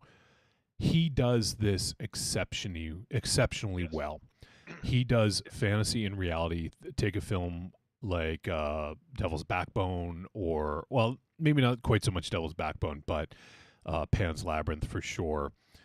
And it's set against this sort of very realistic, violent world. And in a lot of cases with in Devil's Backbone and in Pan's Labyrinth, it's set against the backdrop of like a war, like a big war, you know? Sure. And a lot of people need that escape, right? Like that fantastical escape. And so while this is very different, and another one actually, Tigers Are Not Afraid, Raven Shadow, that's another one that I know you resonated with you. And I still quote every morning. yeah. What's the quote again? I forget. I will not. 1, 2, 3, evil can't touch me. That's right. Yeah, yeah. But films like that, you know, I feel like they strike that balance between fantasy and reality. And like I said, I'm not putting this in the same boat as Guillermo del Toro, because to me, Pan's Labyrinth is pretty much a perfect fucking film. But with this, it really struck that balance, and it has such a fantastical look to it. And there's some cool scenes. The CGI was a little too much at times, but I understand. They couldn't have done some of this stuff without it. But I actually like the way they did this with the dragon fight at the beginning. Oh, I thought like that was done really well because it obscured that fantasy reality line by having it be almost like it reminded me of like Samurai Jack. Yes. With like, you know, some of like the way the art looked. And it was sort of reflected against a wall, and you could see like the sky above it like played a role in it. And yeah, I just thought it was super cool. Like some of the stuff with the fight, I thought looked good. Like Mads like kind of like, you know, cutting dudes down and stuff like that. But some of the integration between the CGI and the regular was a little dodgy. I don't know, like it didn't hit it super well, but it wasn't enough to take me out of it. So that's sort of where I'm okay with it, and especially because they built this up to be a very fantastical film where you don't know what is fantasy and what's reality at times until it tells you, you know. But yeah, so I love visually this film. This is one of the most beautiful films in recent memory. And it's all set design.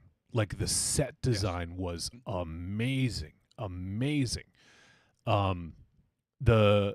restaurant, or the restaurants, several of them, they were all amazing. Like there's that like, I don't know if it's Chinese or Japanese. I think it must have been Chinese because they're in Chinatown, right? So there's that Chinese restaurant where there was like the fish tank.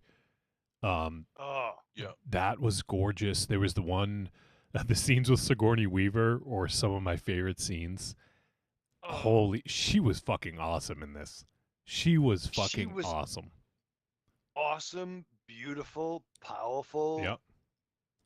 Her Terrible. scene, yeah, her scene with Aurora and 5B, I guess we're calling him because Mads didn't have a name in this. The scene with the three of them was one of my favorite fucking scenes in this movie. Just talking, it was so fucking great, so much fun.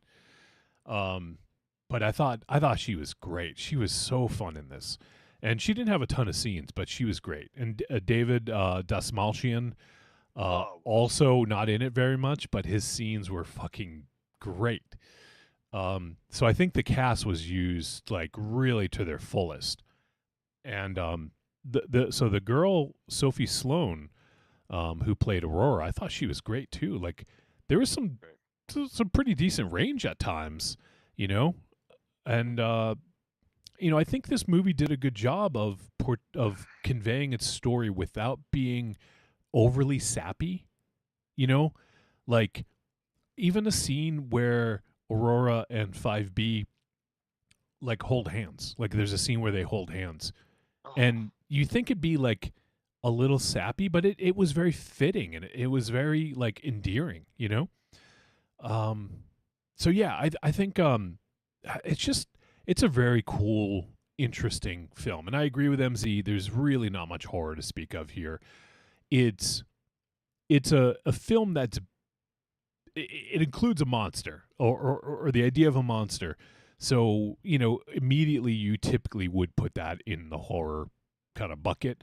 But this is more of I think it's almost more of an action movie at times, and it does lean on sort of some elements of horror, but it's not like in your face and it's not scary, I could see a child maybe being scared at parts, but adults no.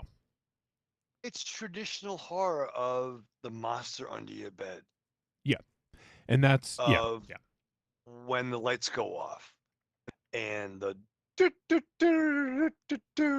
you're fucking like at 49 years old, I get fucking terrified when I shut my lights off. Because my fucking brain fucking goes fucking, you know what I mean? Like, what's fucking dripping? What's dripping? It's the faucet. It's the shower. Yeah, someone pee in the shower it's the again. Faucet, and it's not me. Yeah. So I mean, I guess that's pretty much what I got. There's a lot more that I want to talk about, but that's the first impression. So, all right, well let's dive in a little deeper. What else do you guys want to talk about with this one?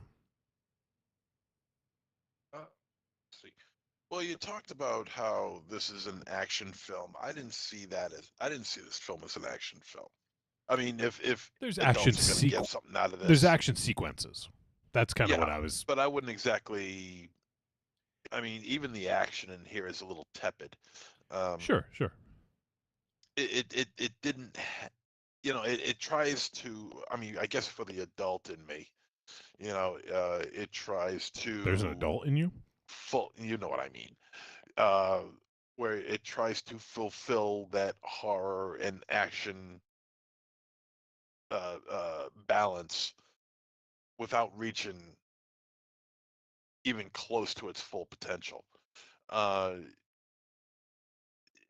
course, we said, this is obviously a horror film for kids, and it's meant for kids.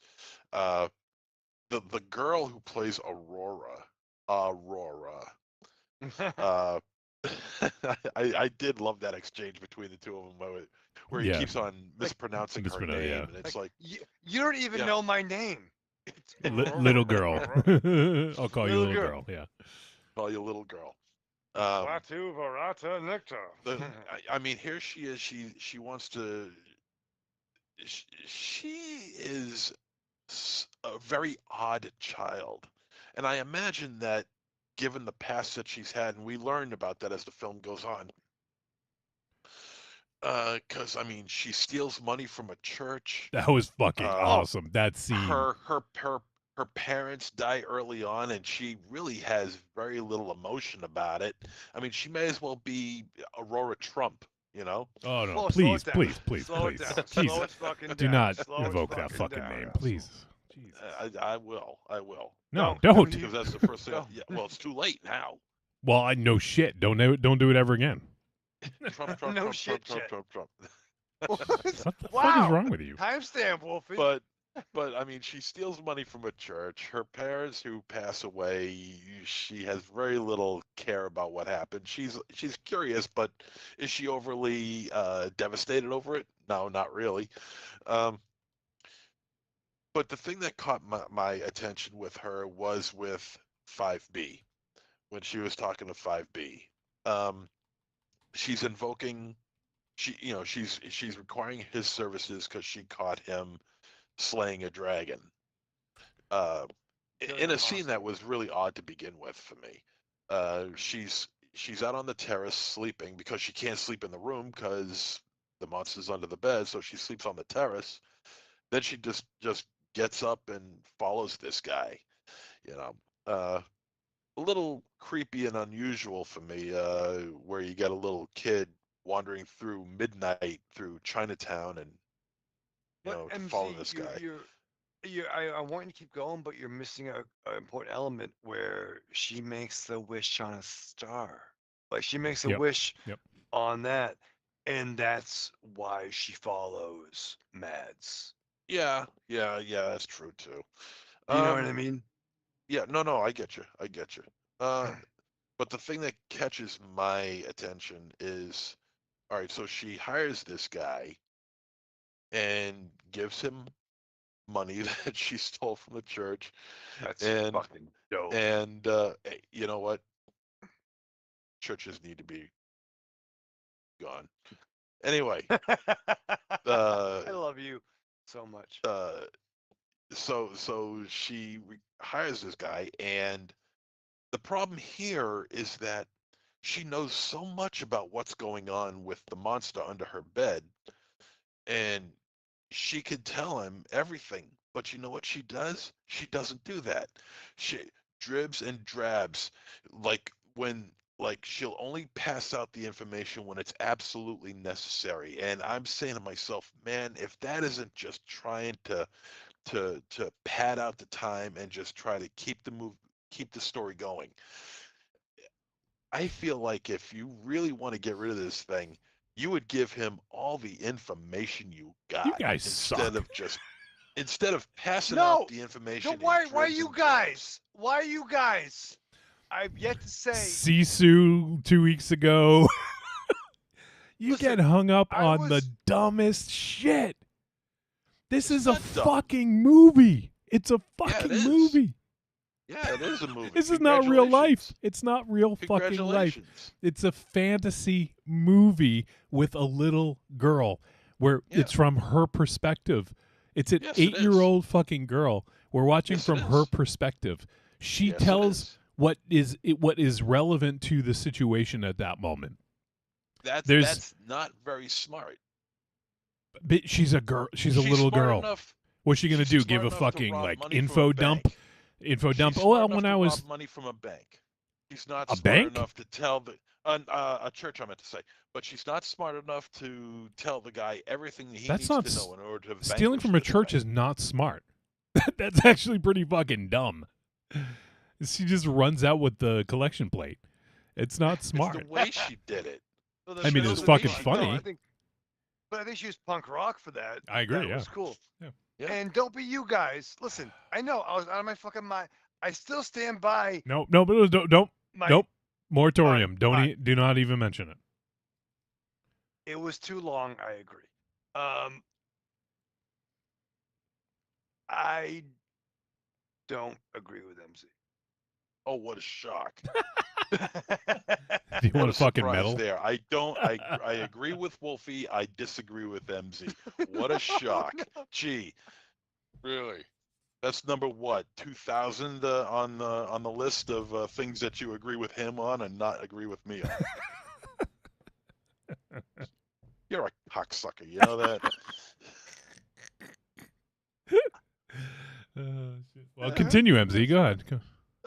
No, so I just think that if you're gonna give this guy the information that you need in order to vanquish this monster, you give him all the information, not pick and choose whatever you decide to give him to. I just think I just think it's poor planning. I like the relationship that 5B has with Aurora. I really like it. I love how he's accepting of her in terms of being a client, I guess you could say. Not to mention, just a scared human being, and he treats her with kid gloves, no pun intended. And he's not a rough and tumble, kind of like, well, why would I want to do that? That sort of thing, while he's trying to, break open beer bottles with his teeth. He's a guy with a heart. He's a guy who cares about what he does and who he's helping. It's until he gets with Sigourney Weaver that I'm like, Sigourney Weaver, she's good in this, but man, is she a pain in the ass. She is a real pain in the ass. And something about the two of them, I thought, between Aurora and 5B. Oh, okay. Yeah, is they actually have a connection that we don't really find out until later. Right. Which I thought was really cool, and it's sort of why they bonded, like however they bonded, why he put up with her at first, for this kid, do it with this crazy fucking story. But there's I feel like they each grew from this whole fucking this exchange, like the relationship between the two of them, which I thought was really good. And then later on we find out obviously they have more in common than we thought. Right. So yeah, I think they did a good job. It wasn't sappy. It wasn't too overly saccharine. It was just a kind of at arm's length, but they respect each other and kind of see the need for each other in each other's lives, for them in each other's lives. Right. So yeah, she wasn't acting all overly childlike, to make it read out on camera a little better. She was talking to him like a normal kid would, maybe a little smarter than your average 8-year-old, because she was asking questions. Smarter than your average 8-year-old. Hey, boo boo. Hey, boo boo. That she was asking him questions and just talking to him in a way that might be a little bit smarter than your average 8-year-old, 9-year-old, 10-year-old. She was a little quick-witted. I kind of appreciated that she was kind of like on the same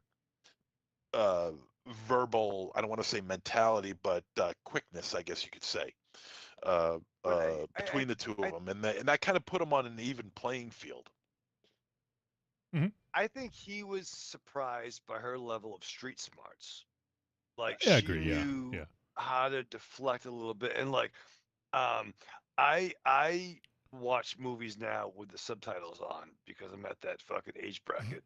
I had to do that too because Mickelson can right. He does mumble a little sketchy. bit. Yeah. Right. Like, blah, blah, blah, blah. And I saw him as intriguing neighbor. Was his character. So I think intriguing neighbor is my new call sign when I'm flying a F-14. That'll never happen. Or getting a table at Uno's. Yeah, there you go. It's more likely. yeah.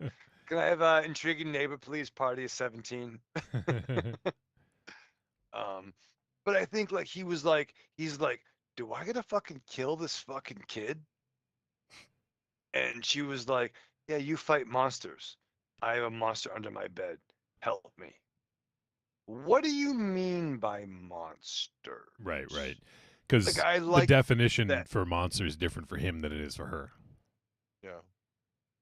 And that was fucking magical. And that's what took it from never-ending story, fairy tale, but it brought like some underworld undertones. Mm-hmm. You know what I mean? Yeah. And that was the magic trick, that it blended those worlds together without it being the awkwardness of, Yeah. as great as it fucking is, professional, little bit problematic. Sure, You sure. know what I mean? Speaking of something you said just triggered this thought, but also there's a lot of just really interesting costume choices. Like I love that scene when Oh. he is in the fucking ceiling and the dude breaks in and he's wearing an outfit made of the same material as the wallpaper. Yeah, yeah. Like that was just such a cool scene. Like, and that hallway played like that hallway was a set piece for a few different things, and I thought it looked really awesome. Like just that alone, and also I also put the subtitles on a couple times because I couldn't hear Mads. But I saw that the hippo that she was riding in the house to stay off the floor was an ottoman, and I was like, that's a weird ottoman, right? But that was cool. Like I love that sort of angle of her really playing it up, of trying to be safe, and stay off the floor. The introduction of the lava game Mhm. for survival was pretty great. Yeah. Anybody that's of a certain age that played the lava game knows what that was like. Yeah. But now pretending it's a fucking beast under your floorboards. Yep. That was great. Yeah. That was fun. Also the soundtrack I thought was really great. Dope. ABBA, that's what you guys were talking about earlier. Shit, I can't try to remember some of the other songs, but I thought it was really well done, and it gave me. You mentioned City of Lost Children earlier, and it definitely gave me Jean-Pierre Jeunet vibes.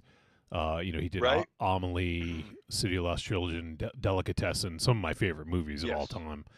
And I'd actually wondered if Brian Fuller is a fan because I don't know if you guys noticed, but at the end when it says his name is the director, it was in French. It was like un film de Brian Fuller, That's what flew me off by seeing the fucking New York plates. I'm like, fucking right. really? Yeah. Like it was a weird like I didn't know it was New York. Amalgamation. Yeah, it was a weird amalgamation. I didn't know it was New York at first. And, I didn't know either. 100%. Also the time, like when did it take place? There was times when I thought it was like the 60s or the 70s. Yeah. Yeah. But then there was some technology with like the FBI agent, right? Like the earpiece, the wireless earpiece, and a few other things like that. Go ahead. I was just going to say that like it had this really interesting sort of like melting pot of time and it just that really I think added to the fantastical nature of the film, Yeah, I was more than taking place in the 20s, 30s, maybe the 40s. Not that early. It was 60s, 70s for sure. Like the hair, the makeup, the clothes. But it was very much out of time. It was like an amalgamation of different times.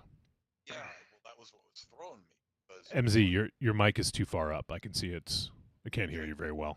Yeah, better, way better. Yep. Yeah, that's what was throwing me. I was like, but I didn't think it was anything like 60s or 70s. I'm thinking 20s, 30s, or 40s. Because of the aesthetic that interior aesthetic throughout the entire building, which was just incredible. The glass elevators and with gated doors and things like that. The restaurant scenes, all had different motifs and things like that. Just gorgeously shot. But the thing that got me into thinking that okay, it's in modern time is when, first of all, the girl ran out with over $320 out of a church. Right. Yeah. That's a lot of collection money for a church collection plate. But The also, building when fund. the FBI agent used the word "triggered," Yeah. and I'm like, Yep. no, this is a modern day. This is a modern day movie. In a modern day setting. But it does have a combination of a whole bunch of different time settings, aesthetically in this film. Yeah. Sigourney Weaver in this. I mean, at first I wasn't even sure if that was her, because she looks a little bit different from the way I remember her. But I thought her character was fun. Yeah, absolutely. Yeah. Annoying but fun. She was like the puppet master in a certain regard. Yeah. I don't want to give away too much, but yeah, she was sort of like the puppet master in this, and I thought she was just fun. The way she interacted with Aurora Yeah. was hysterical. It was, I yeah. just loved it because she was like the Wicked Witch, Yep, you know, yep. like the evil witch in the Hansel and Gretel story.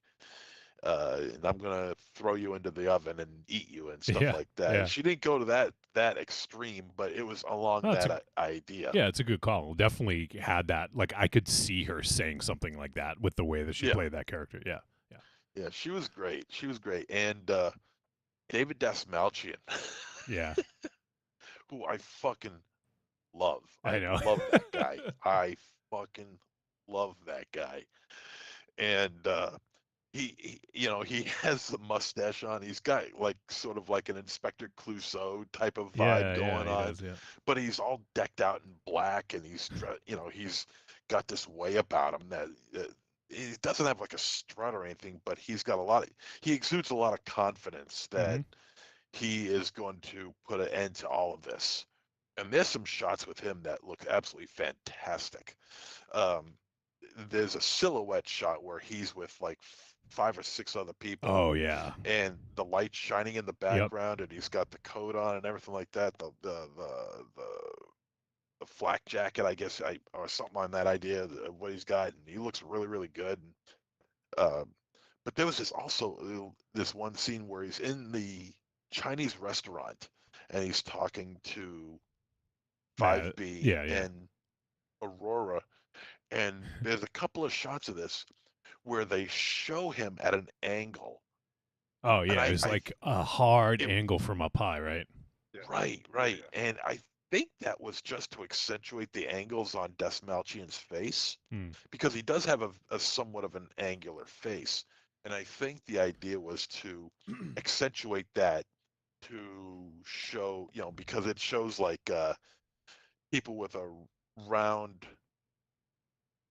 not a round face, but a normal face, normal sized nose, mouth, eyes, whatever, or average, I should say, shows that they're friendly. Meanwhile, people with a pointy chin, maybe a crooked nose, maybe sinister looking eyes, and it comes down from an angle. And I think that's what they were going for there. And it worked, because he looked really weird, but at the same time somewhat sinister in those shots. Yep. And I thinking, okay, that works for me. Yeah, I think the scene with him was great, and I loved like when they led like the mini gang back to the apartment, and like just the shots, like the way that the whole thing was lit was really awesome. And even like there's so many details in this. Like, for instance, when there's a scene when 5B is taking the elevator and Aurora is taking the stairs, and they show from up high, they look down, and you can see there's like snakes, chalk, I don't know, chalk drawings or some kind of drawings of snakes on the stairs. And I just thought that was super cool. Like the way it just, everything was like a painting almost. Like there's so many different things in this that you could take a screenshot from and it would be like a painting, Just really, really gorgeous stuff. And like, I loved the mix of technology too, like that old school elevator, um, and just some of the scenes, like when they showed like somebody was putting a key into a lock, like it kind of went in, and you saw the mechanisms of the lock unlocking. Yeah, yeah. Or when I think it was when Aurora pressed the button for the elevator, it showed her from the other side of being pressed in. From like the inside of the button. Yeah. Like just really unique perspectives. And I think that really made this movie feel like more fantastical because it gave you these unique perspectives that you don't normally see. Like you were talking about Desmalchian, the scene with the crazy angle, like right up against his face, like kind of like pointing down, looking at Mads. Like you don't see angles like that in film, you know? No, I think you were bringing up the key mechanism, and you were talking about the elevator button, and it got me to thinking just now that maybe there was some Josh Becker or Sam Raimi inspiration with this film as well. Perhaps, yeah. Wouldn't surprise me. It wouldn't surprise me. Because Josh Becker, when in films like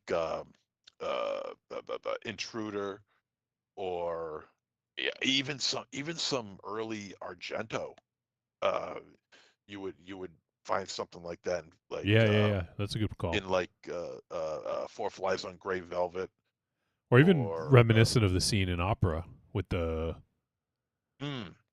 was it the bullet through the eye hole? The bullet going through the eye hole. Yep. Yeah. I mean, it's somewhat reminiscent of all that. Yeah. So there might be some Argento and Josh Becker and Sam Raimi inspirations here as well. Yeah. And if that's true, it's very evident. Yeah, I would agree with that. It is a very interesting mix. It's some sort of like French film making with Jeunet, definitely some American influence, and it's an interesting amalgamation. I mean, we keep using that word, but that's I think what it is, and I'm actually kind of excited for Brian Fuller to be directing movies because he's been known for someone who has. His shows are always like have really ridiculous high budgets because he likes putting extra money into set design. And, for a show that can be tough, right? Like, but for a movie, I feel like it's like a one and done. And, maybe you can get some more money up front. And then if it does well, great. But if it doesn't, then, it's a loss. Cut your losses, I guess. But for a show, like, I feel like they're a little bit more cautious because they know there's going to be another episode or another season or whatever. So maybe film is more to his liking. And I mean, I don't know how well this film did. I can look that up, but I imagine it's mostly just to kind of show what he can do. Like this is what I can do as a director. Give me some shit to work with. And as far as the CGI goes in this film, it stinks. I had a feeling you wouldn't like it. It's really bad. I mean, it's really, really bad. It's very obvious. You can almost see the hard lines in where the negatives meet and make that one shot. You can almost see it. That's how bad it is.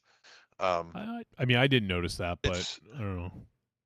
It's all, and also, I mean, yeah, I like the first of all, let me just get to, I like the idea of the creation of the dust bunny itself at the very beginning of the film, where it's one little piece of dust that's rolling around on the floor, and it's just picking up other pieces of dust until it forms itself into a little bunny under the bed. I like that. But the creature here is kind of uninspired. It's not very.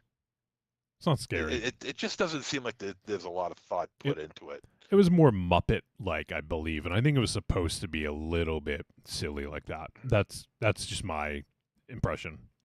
Well, I'm just talking about the creature itself. I mean, we're talking about a bunny with very large, nasty, pointy teeth.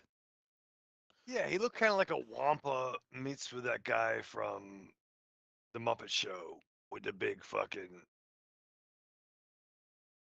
mouth. The one with the big yellow eyes and the big red nose. Yeah, and he's like, Oh, oh, Sweetums. Yeah, Sweetums. Oh, That's yeah, Sweetums. Yep. Yeah, is that his name? Yeah. Yeah, Sweetums. But yeah, that cat, the big like Chewbacca or Ukla the Mock look to him. Yeah, I just didn't find it very inspiring. I thought, I was hoping for something a little bit more evil looking. I mean, I think the fact that it wasn't just really solidifies the fact that this is a children's film, even though there is gunplay,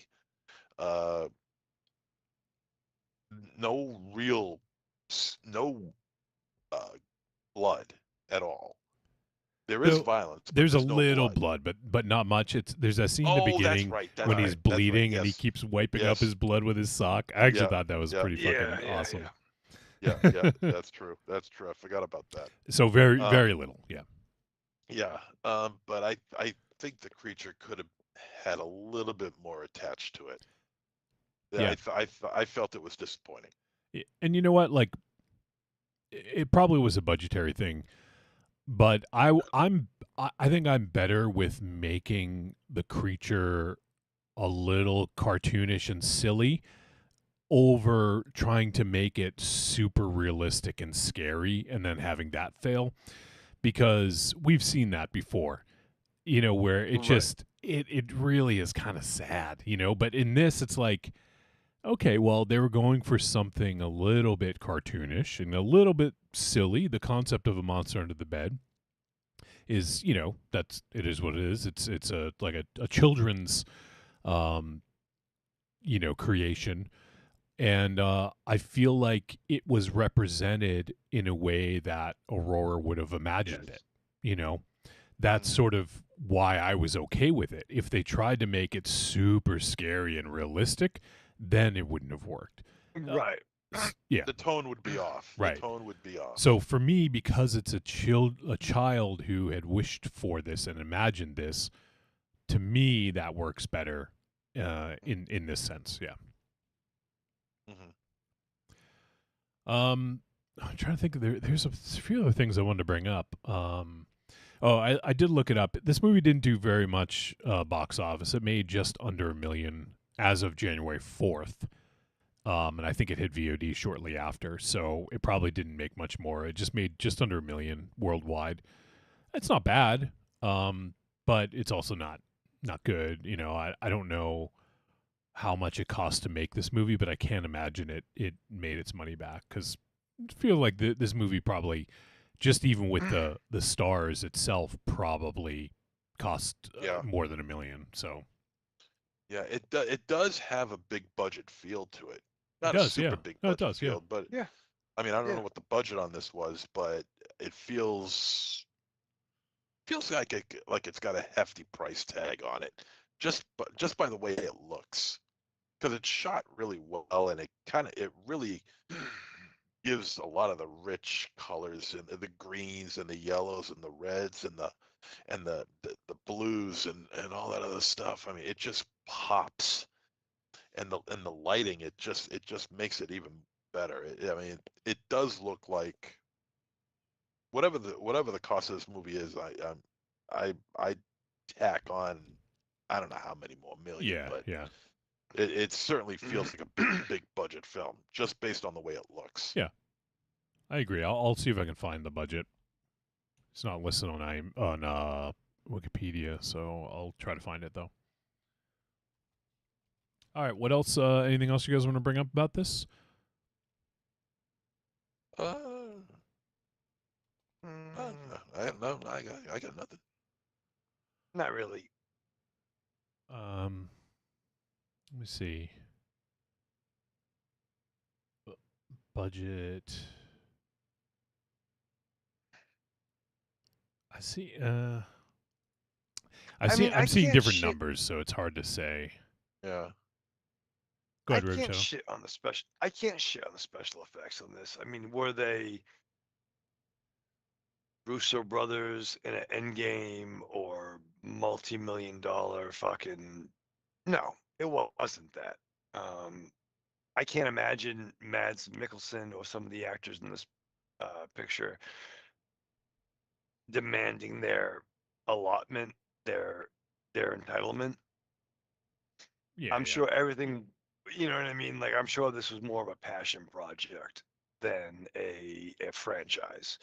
Um, and I'm sure they probably had ideas to get stuff better. Like, how many endeavors have we tried to? We should really do this. Well, at the end of the day, we can only do X, Y, and Z. Maybe they didn't have enough at the end of the day, but I think it conveyed the message across. Uh, George Lucas once said, "A special effect without a story is a very boring thing." yeah, yeah. And I think this movie had a story, and the special effects were enough to convey that. And I liked MZ's point. See, I'm putting you over from the childlike perspective of the horror, and we've all been that child, scared in the bed, right? Yeah, Like yeah, about, absolutely, yeah. I mean, about yeah, and whatever the fuck. so I will say, just quick to close the loop on the budget stuff. This is why AI is bad, ladies and gentlemen. Doing a Google Yeah, it's search buying everybody. and looking at the AI overview, it says that the movie had a reported budget of $20,000, No. which No. sorry, 20,000 New Zealand, 12,000 USD, which is absolutely not fucking true. If you click on the link that it links to, it brings you to a short film called Dust Bunnies. Which, yes, I could see that costing 12,000. This definitely did not cost. So yes, if you ever use the fucking AI overview, just fucking huge grain of salt. Fuck yourself. So yeah, go fuck yourself. All right. All right. Let's do the verdict, and then if you guys think of anything else, we can kind of lump it in there. So let's do that shit. Trick or treat, baby. I wonder if people would say you're a trick or a treat.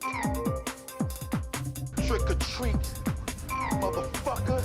All right. It is verdict time. We're going to let you know whether Dust Bunny was a trick or a treat, and any final thoughts. Start with MZ. Yeah, I gave this a treat. This is absolutely a children's horror movie, and I would not be afraid to let any kid watch this. It's safe. It's not exactly by the numbers. It is a fantasy horror, and they could get some fun out of this, and they could possibly relate to Aurora.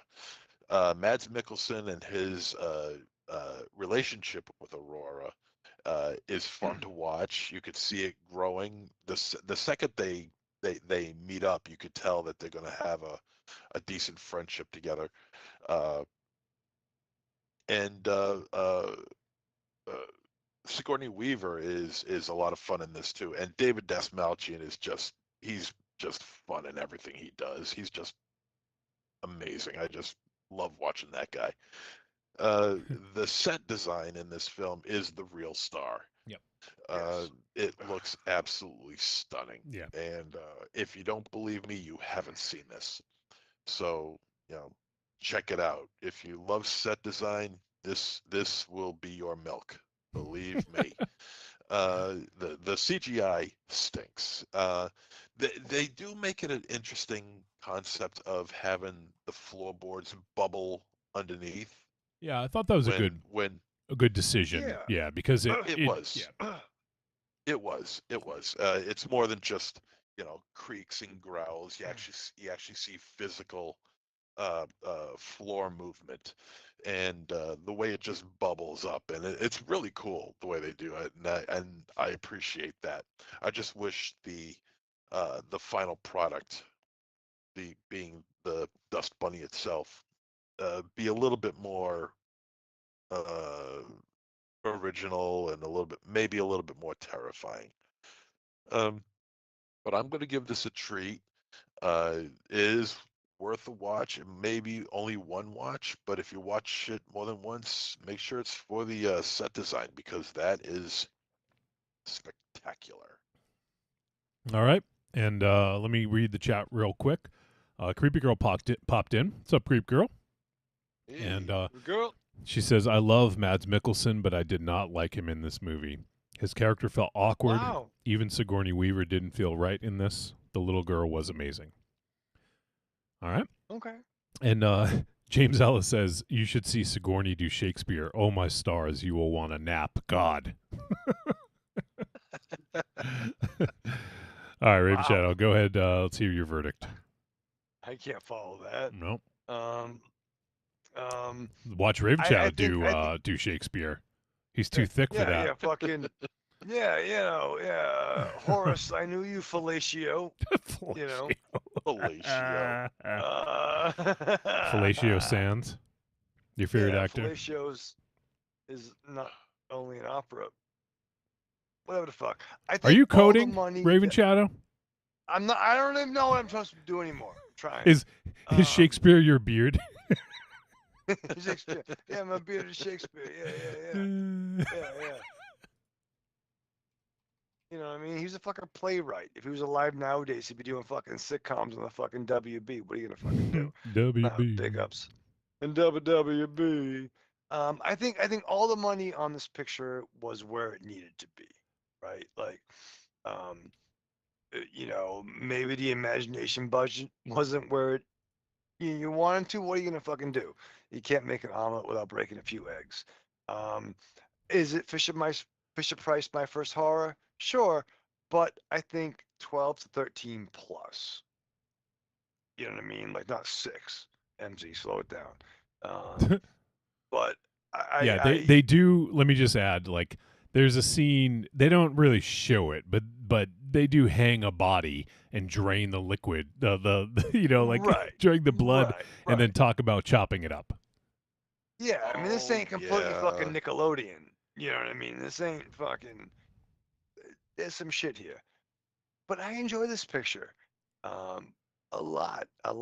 Beautifully shot. Again, the money was where it needed to be, and I was happy with the overall end result. Yeah, on the collection plate.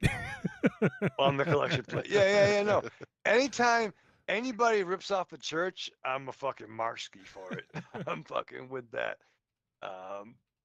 But no, I enjoy this picture, and I think we've had a great 3-picture leading off to 2026. I think. Now we got the cleanup hitter coming up. Oh shit! I'm looking forward to that. But no, I enjoyed this picture. I enjoyed the Aurora was fantastic. I dug that. I really enjoyed this movie. So yeah, fucking straight up, fucking unapologetic treat up this motherfucker. All right, and for me, yeah, also a treat. I mean, you guys already said it, but like the set design on this is just incredible. Like fucking incredible. This is one of the best set designed films I've seen in a while, I would say. It's just almost you could take screenshots and it was basically like art, like high art. Really gorgeous stuff. And is this movie perfect? No. Like it there's some stuff that I think could have been done differently. With a bigger budget, maybe the CGI would have been a little bit better and it maybe could have been scarier. But I think really at the end of the day, I mean, this is about two people finding each other that needed each other. Like generations be damned, like these two needed each other in their lives. And, I think that's really kind of beautiful. Like, and also it's, there's despite, maybe the monster being real or not, I won't say because I don't want to spoil too much, but I would say that there's also, you could pop that monocle on and like this girl, Aurora, has gone through so much, right? Like she's dealing with a lot of grief. She's lost people in her life. And this is her grief follows her, right? And it's when she embraces it and owns it that things work out better, right? So I think there 100%. is And this, a little bit of a Babadook story here, Raven Shadow. Sorry. Ooh. I fucking know what you're talking about, Wolverine. So, but I thought the end was great. I love the final scene in this when they're in the car. Just and ABBA's playing in the background. Raven Shadow's jamming out. You getting me the Love vapors? it. I popped with the shadow stuff, and not for nothing, might be one of the most badass moments that we've seen of Sigourney Weaver in a long time. Could be. Yeah. Great use of imaginative weapons. Oh yeah, that was cool. I'm glad you brought that up. I almost forgot to bring it up. Yeah. I'll be right back. Ozzy's barking at the door. I'm gonna let him in. I can relate. But no, I thought that was cool when, just so you know, Sigourney Weaver is still the fucking most badass woman on the block. And I can appreciate she is, that. but I'll tell you, she looks a little different here. Like facially, she looked a little different. You think She's there was old. some, She's like, getting older. Yeah, well, we're all getting older. But speak you for know, I yourself, mean, brother. I'm so accustomed to her looking a certain way. It's kind of hard for me to accept her looking anything else, looking different. You know, it's Do you think she looked like fake? no, I don't know. She just looked different. I thought she had a lot of fun. I thought she was less. We've seen her in stoic things, Earmuffs Wolfie, Cabin in the Woods type stuff. But oh, you son of a bitch! I know. Thank you. I dug Cabin in the Woods. Sorry, I'm getting. Me too. Me too. I'm getting my face kissed off right now. Kissed off. For those who can't see, Ozzy. is my dog Ozzy came in. He was excited to come in and say hi, so I had to pick him up. Yeah. Ozzy was a brave little boy. Went to the vet the other day. Very No good. shit. Yeah, you were a good boy. What a good little brother. Yeah, you did a good job. This And Ozzy's in perfect health. He has. I mean, he's had this for a couple of years. He has chronic bronchitis. So he needs to take an inhaler. So we were actually we're running. We ran out of the inhaler, so he has to go on a like a little short regimen of steroids in the meantime until we get it. But yeah, he's gonna get jacked. He's going on steroids. But He'll look like Rackus. He's gonna look like Beast Man. Skeletor. But I'm feeling super sentimental as I'm holding him, and you know, I realize not, you know, I obviously Raven Child thinking about you, you know, so All good, brother. and yeah, I never miss an opportunity to tell this guy how much I fucking love him. I literally, like, probably every hour, right, Ozzy? Yeah. Give me a So, kiss. yep. Don't get pissed, Ozzy. don't get kissed, Ozzy. We still say that from time to time. When we did the podcast back in my apartment, way back the first Castle Wolfenstein, Raven Shadow used to come in and Ozzy would get all excited and he'd be like, "Don't get pissed, Ozzy. Don't get pissed." We still say Well, he that. would get mad, much like Ollie would. Like, we'd go for a hug, and he'd think, like, they'd be like, "Don't hurt my daddy." Yeah, I'm like, exactly. I'm just giving him a hug and a kiss. Yeah. Like, it's like, don't get pissed, Ozzy. All right, so let's talk about next week. Let me go ahead and pull up the movie. So next week, we're going to be doing a film from a family. Oh, shit. Yep. We've done several films. Fuck knows now.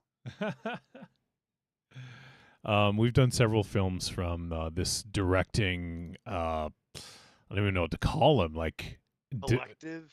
It's a collective, but it's a family. So, yeah. But we're gonna check out the latest film from the Addams Family,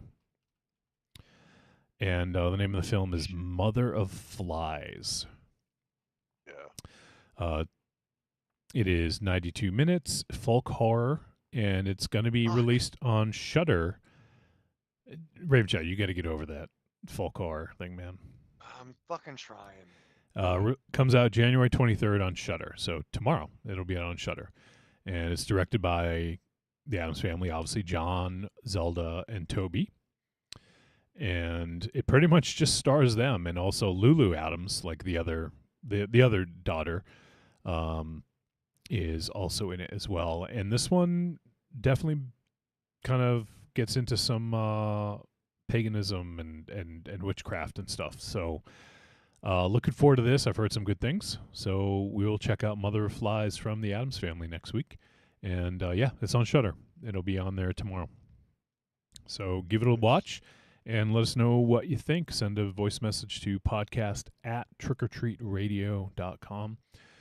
And we will end January. Yeah, I guess technically our last... Well, we only just switched to Thursdays, so I was going to say this is the 5th episode this year, but technically we did one right before the end of December because we were still doing Wednesdays or Tuesdays at that week, I guess. But yeah, so we will... we're back on Thursdays for good now, and we'll be doing Mother of Flies next week. So I'd love to hear from some folks and see what they think about this picture. Let me check the voicemail. I can't remember if we got any. Is there one from Rocky? No, he never sent it. He said he sent it last week, but it never arrived, and he didn't try to resend it, I guess. I told him, I said, yeah, I never got it, dude. So I don't know. I checked, I checked my spam, whatever. Maybe that just like Canadian mail was, maybe they it's like Raven Shadow, where mail goes to die. I don't know. Let's see. Oh, we did get a couple voice messages. All right, let me see here. Oh, Ozzy just did a little burp, little piggy. Little burpees. Little burpees for a Bubba. This is the longest he's let me hold him on the show. Know. Yeah. He's just like chilling right now. I love you, Daddy. All right. Voice message. Okay. So we are going down under from our buddy. We haven't heard from a little bit, and hope all is well with him. Tim Chuma. Tim from Melbourne. Let's check in with our dude and see what's going on in the land down under. Any moment now? There we go. Bombaleo. Tim from Melbourne. Again, happy 2026. Sorry that I didn't leave a message for the 700. So I don't know if he actually did a big show for that or anything. Yeah, the first movie I saw, it was first movie I saw this year was Breakin', which I got a voucher to go see a movie there, and it was premiering. I had to go into the city because I'm still working from home. Yeah, I got there in time. Yeah, in time to see that one, but not to see No Other Choice. So that was good. It was one with a funny commentary. Hoping to go see Breakin' 2, and they also pointed out Van Damme was in that movie, Showboating. Yeah, today I was meant to go see No Other Choice, but the cinema rang me back and said, "Oh, the air conditioning's broken, so it's not really great to go somewhere where there's no air conditioning." So changed over to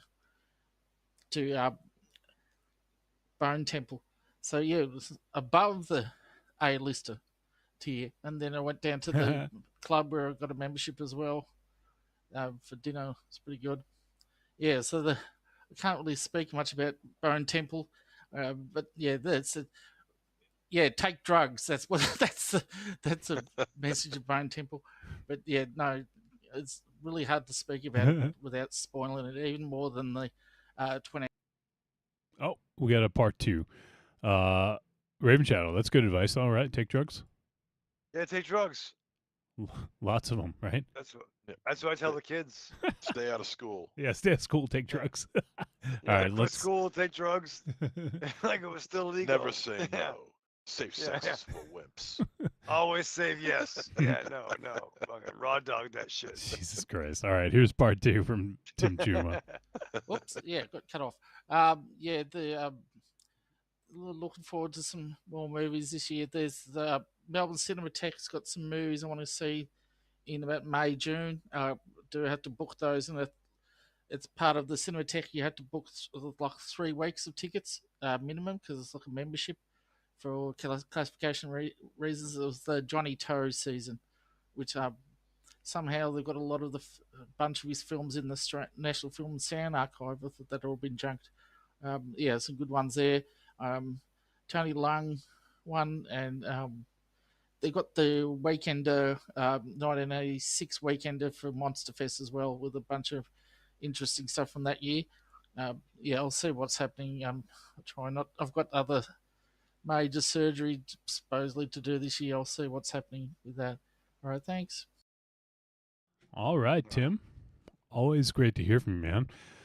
Yeah, has been a bit, but sounds like things are going pretty decent. Lots of checking out some flicks. So awesome to hear from you.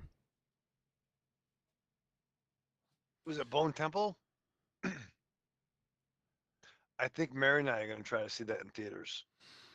Yeah, it's out now. I wonder, like, obviously I want it to do well, but also part of me wants it to hit VOD so we can do it on the show. Right. We'll be doing it. I wouldn't worry about it. Oh no, I know we are, but what I mean is I want to see it soon. So sooner than later, because I can't wait, man. Yeah, That's one of that's. Pizza and watch that. I think that's one of my most anticipated this year. Just because the last one was so fucking good, and they were saying like this, a lot of people are saying this one's even better. I just think it's fucking awesome that fucking going. They don't give a fuck anymore, and they're just going all in on some fucking weirdness. Although well, actually, I won't say anything, but I did hear something about the Jimmies, because we get that scene at the end of the last one. All so. right. Yeah. I don't even want to know. I just want to fucking go win it. I think I might take a day off. just take a day off for no reason, or yeah. Well, to watch I can't watch a movie after a certain time. It's bad. No, I know. We saw Suspiria together in the theater. I know. The remake. Yeah. Yeah, if it was the original, you would have fallen asleep too.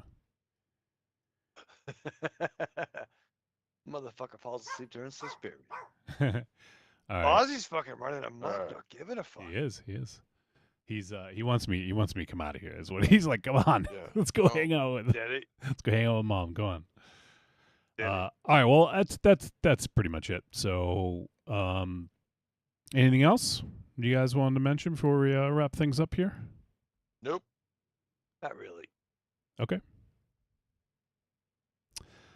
Then let's finish it up. So let's say our goodbyes, starting with MZ. Me? Arrivederci, douchebags. All right. I'll go Raven Shadow. Live fast, love hard, and hey, cheers. Let's watch the world burn. So upbeat. What are you gonna do? I know, right? You know what I mean? What are you gonna do? What are you fucking gonna do? What are you gonna do?